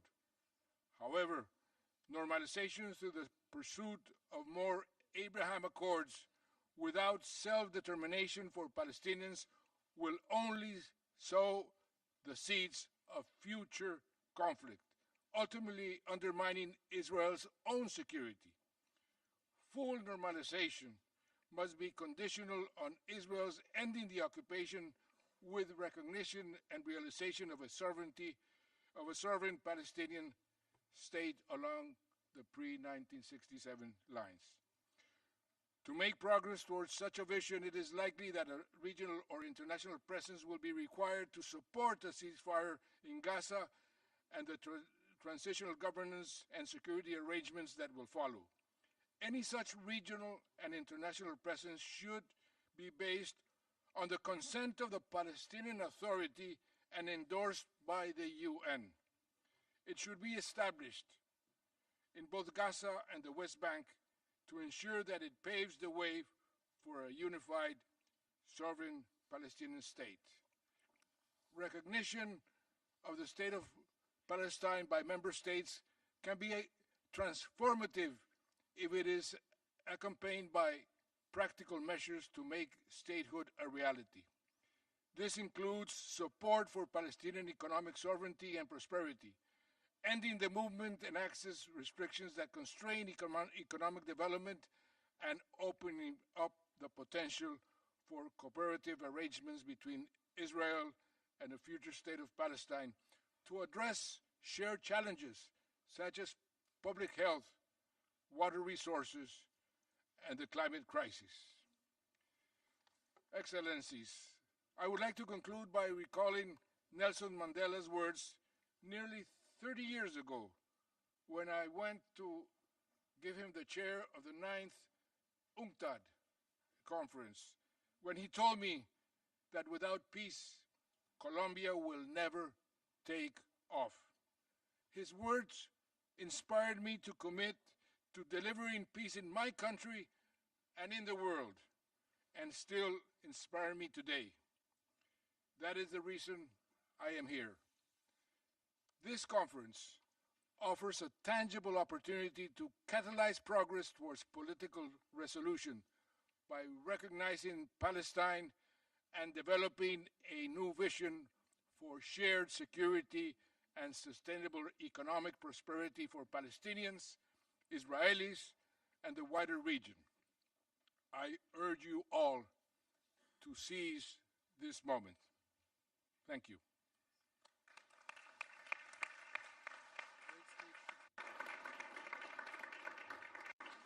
Je remercie son Excellence Monsieur Juan Manuel Santos Calderon. Merci.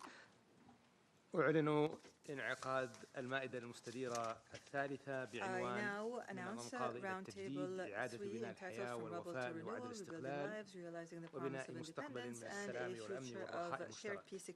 وينضم إلينا على المنصة صاحب السمو الأمير رعد الحسين مفوض المرتب السابق السابق.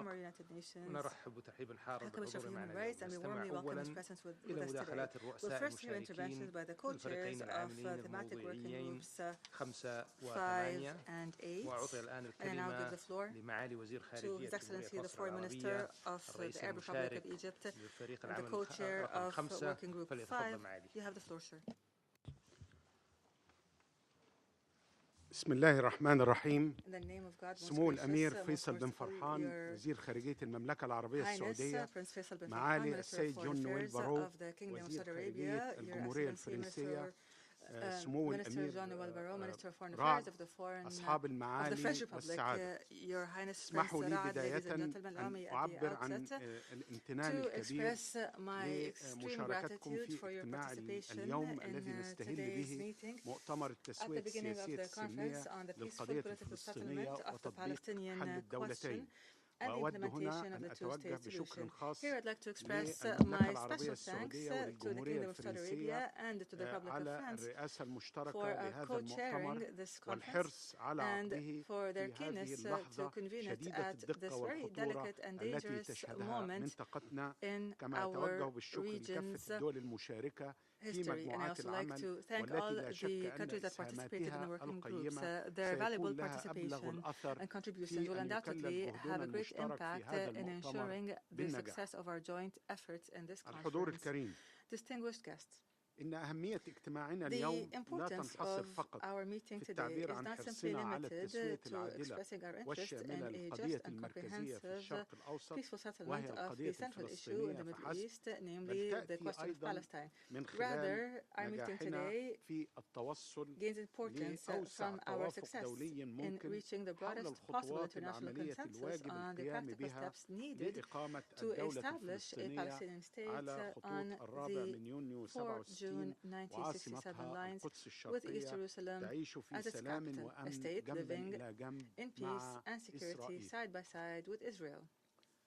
ومن هذا المنطلق Here, فقد حرصت مصر من خلال مشاركتها في رئاسة مجموعة العمل الخامسة مع المملكة المتحدة على استيعاب كافة المساهمات الواردة لها وصياغتها بأقصى قدر من التوازن بين كافة الرؤى وأيضا طرح رؤيتها فيما يتعلق بالوضع الإنساني الكارثي في الأراضي المحتلة سواء في الضفة الغربية أو في قطاع غزة وهي الرؤية التي نقدر أنها حازت على قبول ودعم أغلبية الدول المشاركة في أعمال مجموعة العمل الإنسانية باعتبار أنها أحد الركائز الأساسية لأي تحرك عملي يهدف لتوفير الظروف الموضوعية الضرورية لإقامة الدولة الفلسطينية والتي عمادها دعم صمود الشعب الفلسطيني على أرضه بظل ما يكفله له القانون الدولي والقانون الدولي الإنساني by international law and international humanitarian law,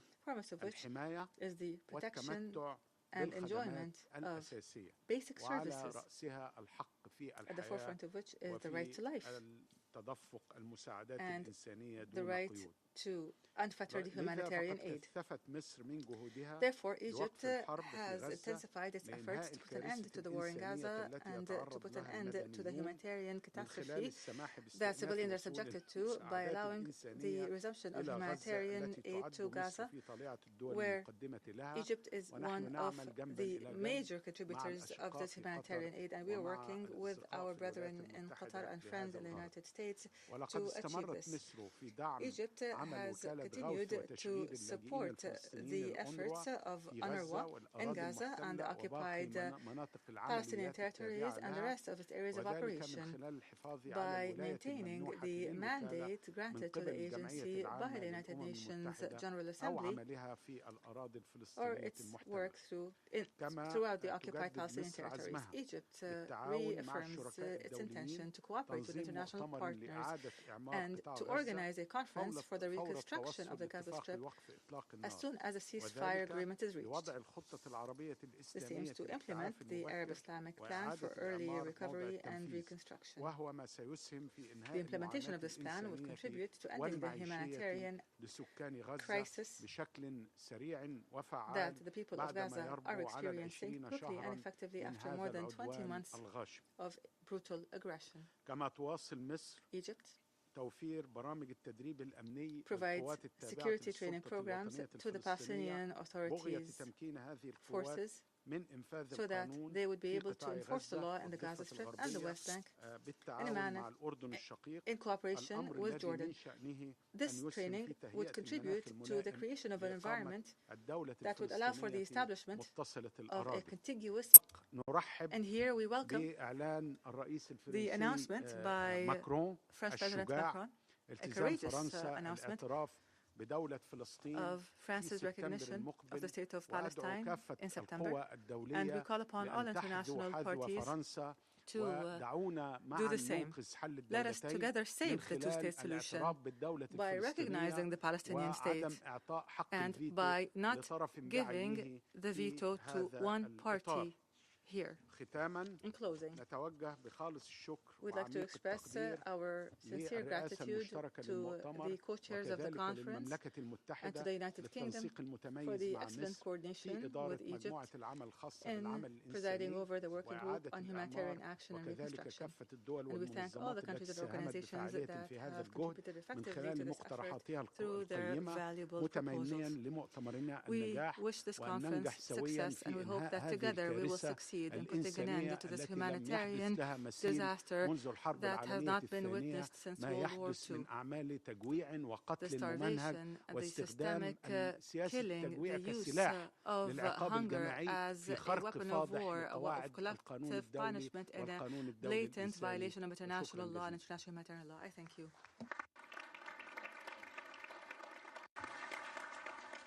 أشكر معالي وزير خارجية جمهورية مصر العربية على مداخلته، والآن أعطي الكلمة لمعالي نائب وزير الخارجية البريطاني لشؤون الشرق الأوسط وشمال أفريقيا. Thank you, Your Highness. The United Kingdom was honoured to co-chair the working group on humanitarian action and reconstruction with our esteemed friends in Egypt. We're grateful to all those who contributed. Our discussions reflected a shared sense of outrage at the scale of human suffering. The humanitarian pause in fighting is essential, but long overdue.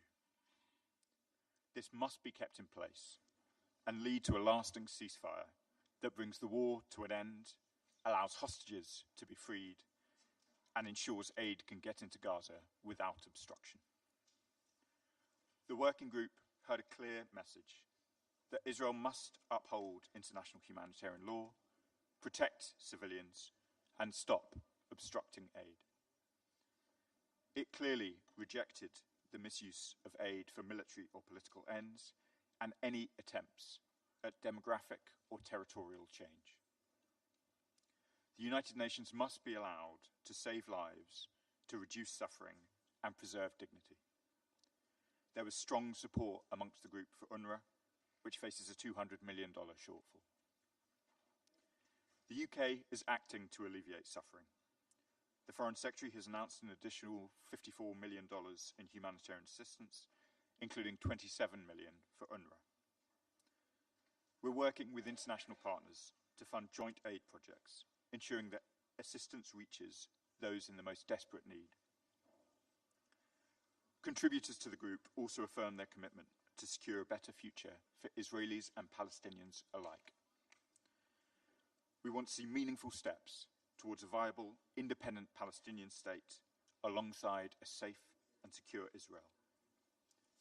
Beyond the immediate humanitarian crisis, Gaza's recovery needs will be vast. Getting the right approach will be crucial to ensure a two-state solution remains possible.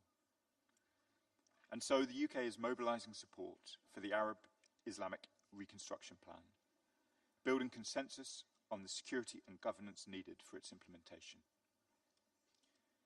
Many in the working group echoed our view, and that of President Abbas, that Hamas must be removed from governance, disarmed, and renounce violence.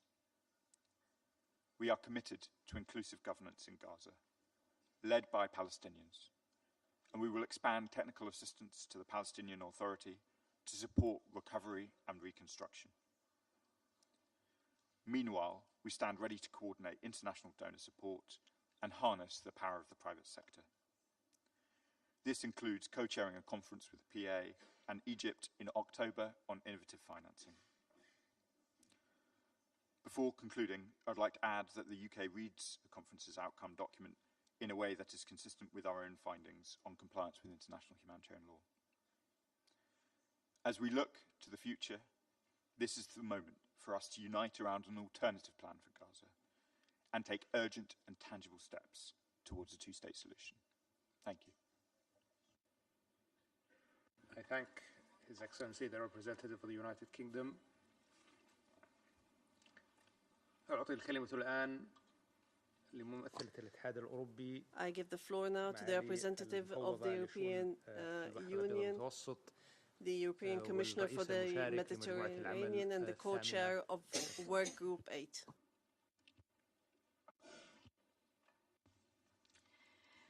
Excellencies, the European Union is honored to lead with Arab League partners the work on Peace Day effort.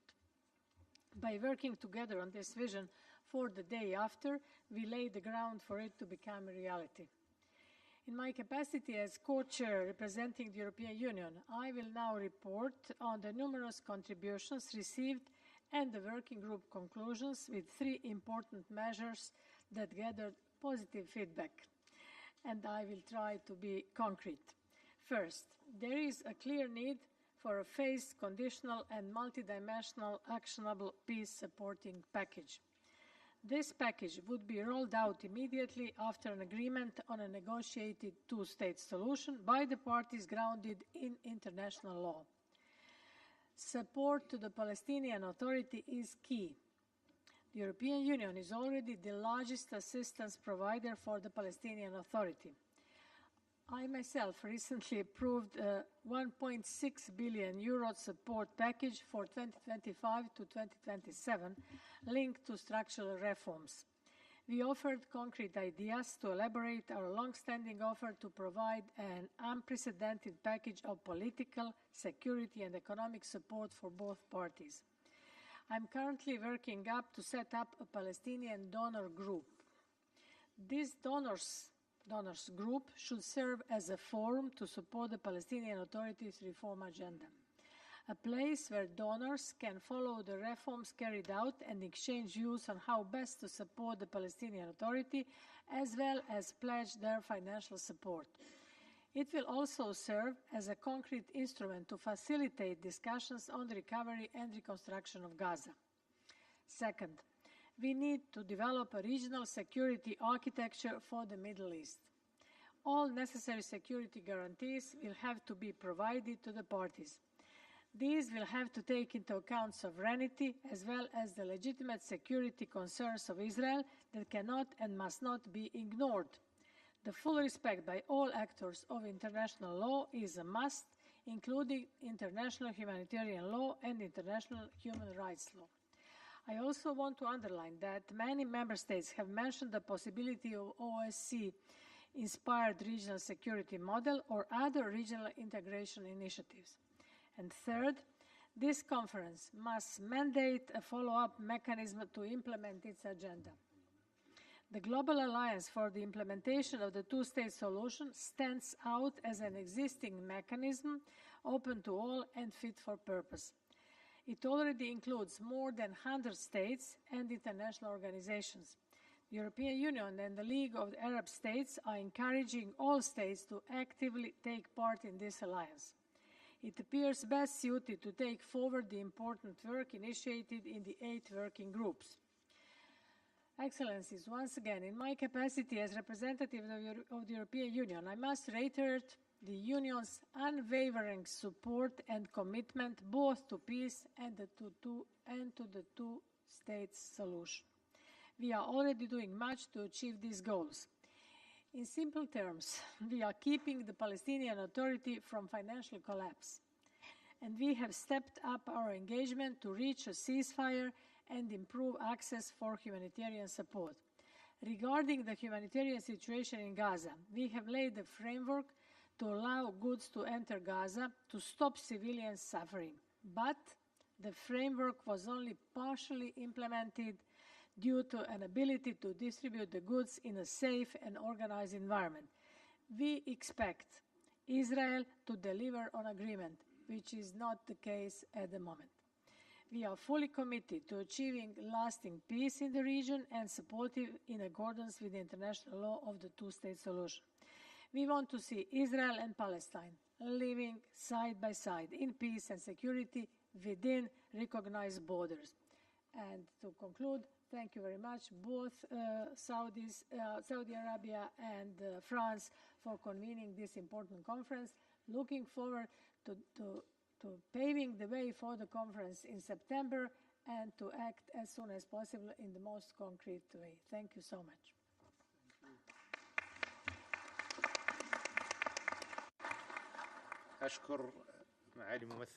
I thank the representative of the European Union.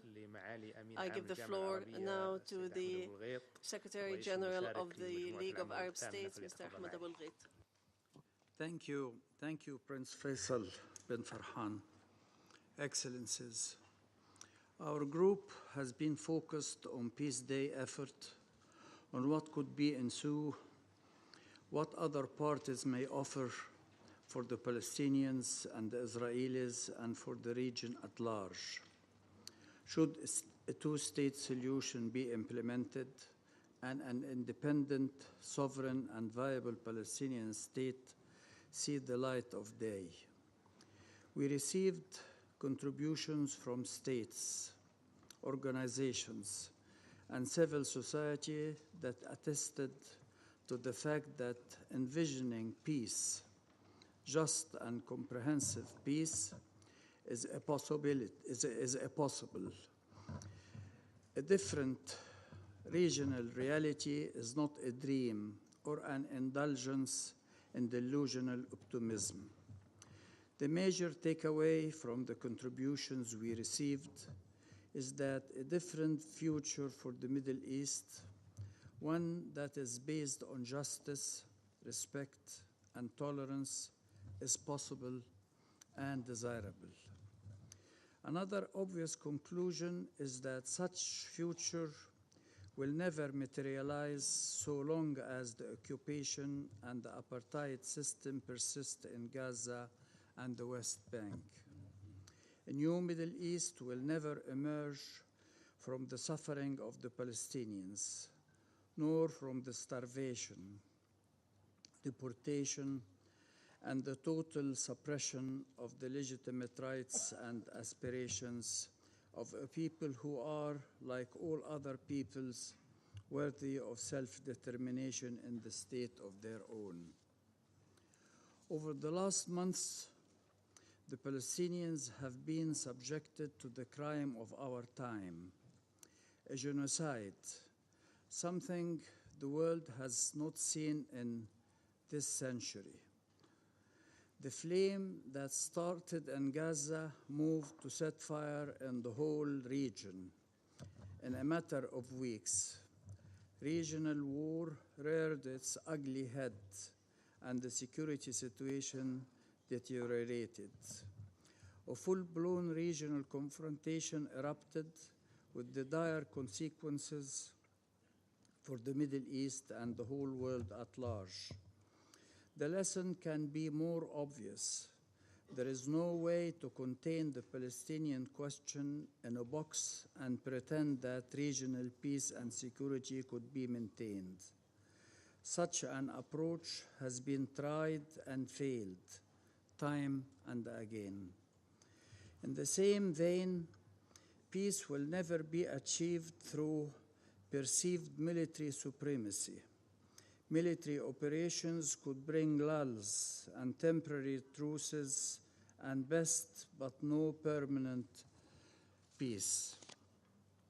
23 years ago, the Arab Peace Initiative envisioned a different path: full Israeli withdrawal from the Arab-occupied territories since 1967. In return for the full normalization, that is a vision for permanent peace and coexistence, a vision for integration and security for all. It has been on the table for the 20 last years, with no response whatsoever from Israel. The Peace Day effort builds on both peace support package by the European Union and the Arab Peace Initiative. Next amount of food will be their last. Yes. Can you hear me? Yeah. Oh wait, hold on. Wait for the light to turn on. Tom, yeah, there you go. Thank you. Can you just give us some clarity on, because what the Israelis have been saying more recently is after they partially lifted the complete blockade of food after the 3-month period from early March.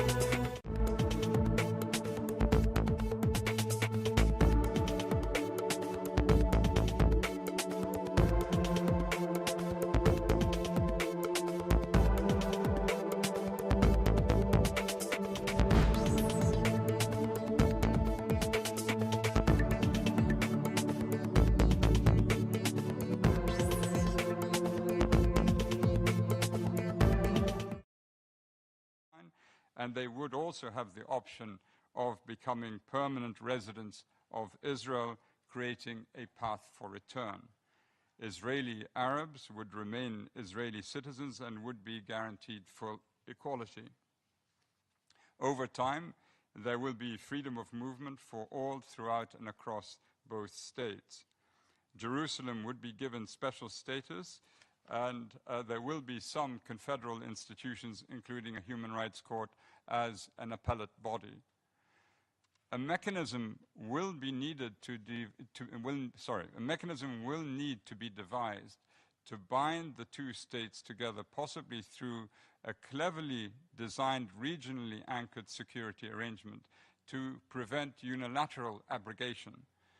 As a first urgent transitional step, a reconstruction and rehabilitation mission should be established with an international mandate and based on a regional partnership. To succeed, this mission must prioritize restoring political and economic links between the Gaza Strip and the West Bank, which Israel and the PLO have recognized to constitute a single territorial unit.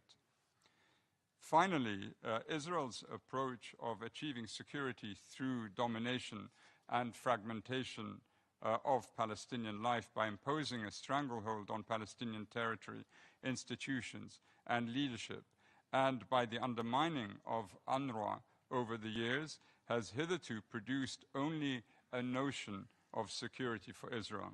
It has deepened Palestinian dispossession, inflicted great harm and degraded the Palestinian civilian population, and threatened regional stability.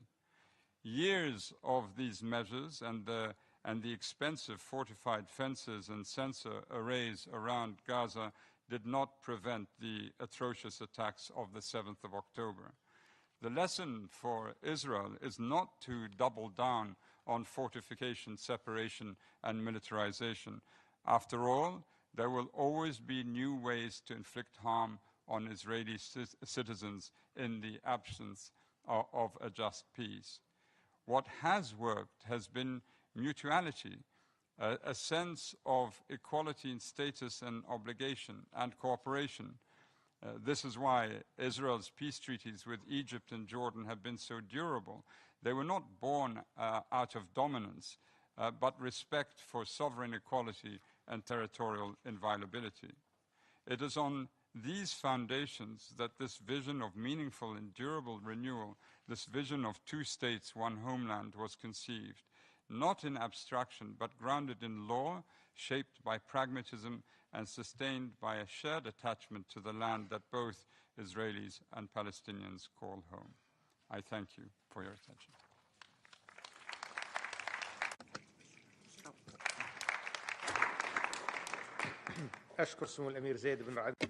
I thank His Highness Prince Zaid bin Rad Al Hussein, and I will now hand over the meeting to my co-chair. Et leurs précieux travaux. We thank the working groups for their precious work that we can harness collectively and individually for peace and security for all in the region. This collective mobilization is just at its outset, and I hope that I can count on your determination to pursue your efforts for a more stable, safer, better integrated and more prosperous Middle East. Know that you can count on the full commitment of France here. This ministerial session, I hope, will allow us to amplify our efforts around these commitments at the level of heads of state and government on the margins of the 80th UN General Assembly in September this year. What better witnessing of faithfulness to the principles of the Charter of the UN, the right of the peoples to self-determination, to meet today in New York for law, justice, fraternity, and peace.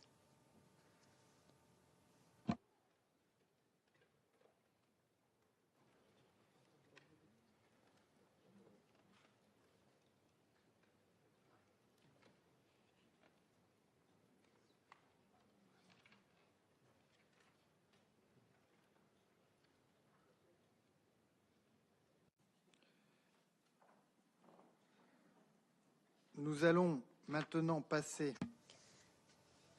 We'll now proceed to the last part of our meeting, that is to hear the perspective of the United Nations Relief and Works Agency for Palestine refugees in the Near East, and I give the floor to their representative.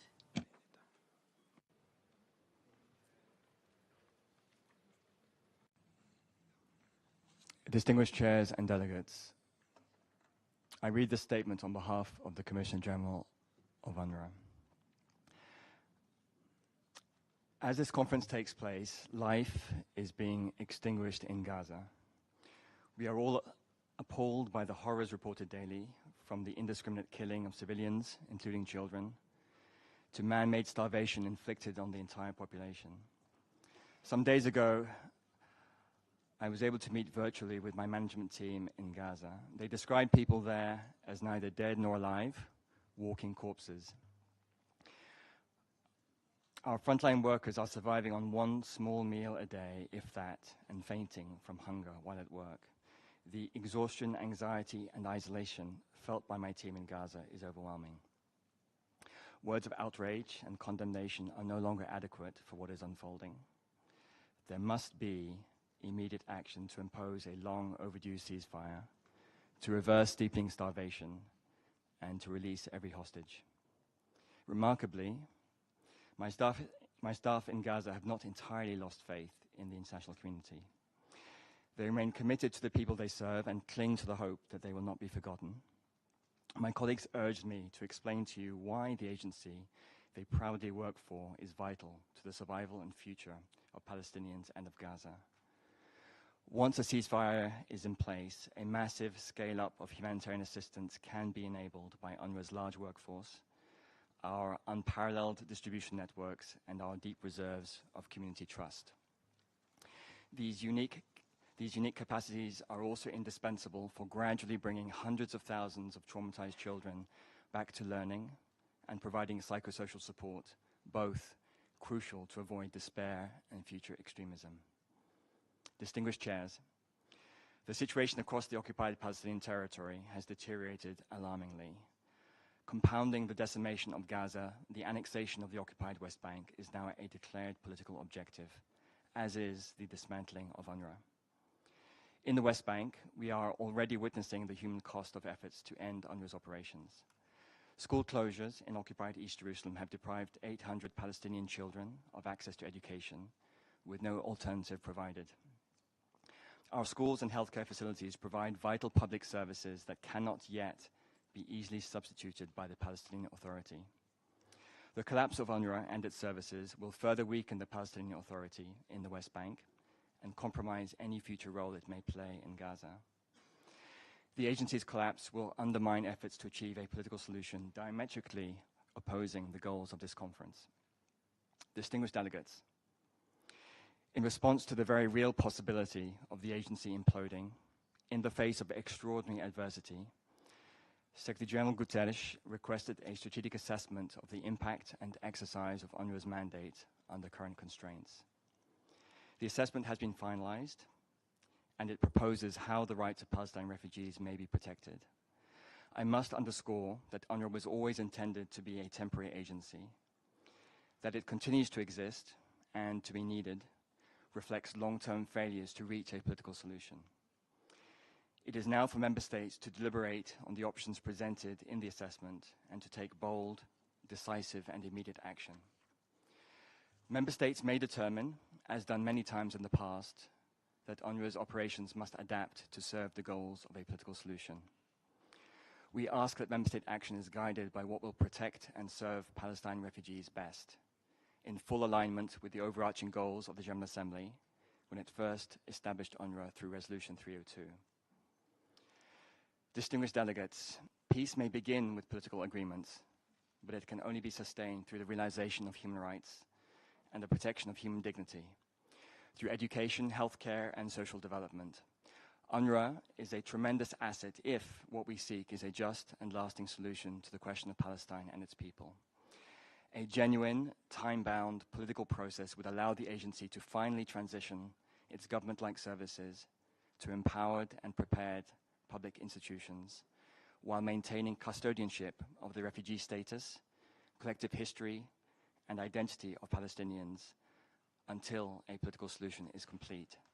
I again urge member states to act. The fate of millions of people is in your hands. Thank you.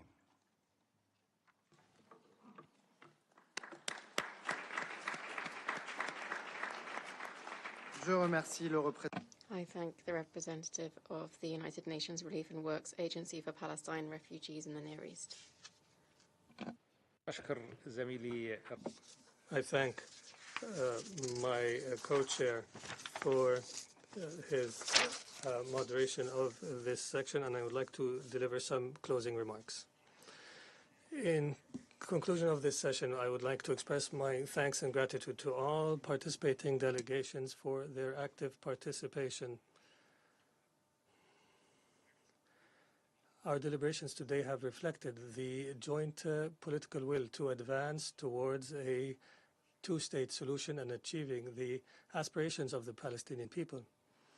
I would also like to mention that tomorrow a number of memoranda of understanding will be signed to build the capacities of Palestinian parties, including cooperation with the Palestinians to develop school curricula and cooperation in the area of digital capacity building and IT. We will also sign an important memorandum with the Social Solidarity Ministry to further implement training programs for capacity building. We emphasize that we must maintain this momentum and develop a clear follow-up mechanism. In conclusion, the Kingdom of Saudi Arabia thanks you all, and we wish that this conference will be translated into concrete measures. And we remind delegations that we will resume the first plenary session of this conference at 3 p.m. today in the General Assembly Hall. Accordingly, I adjourn this session.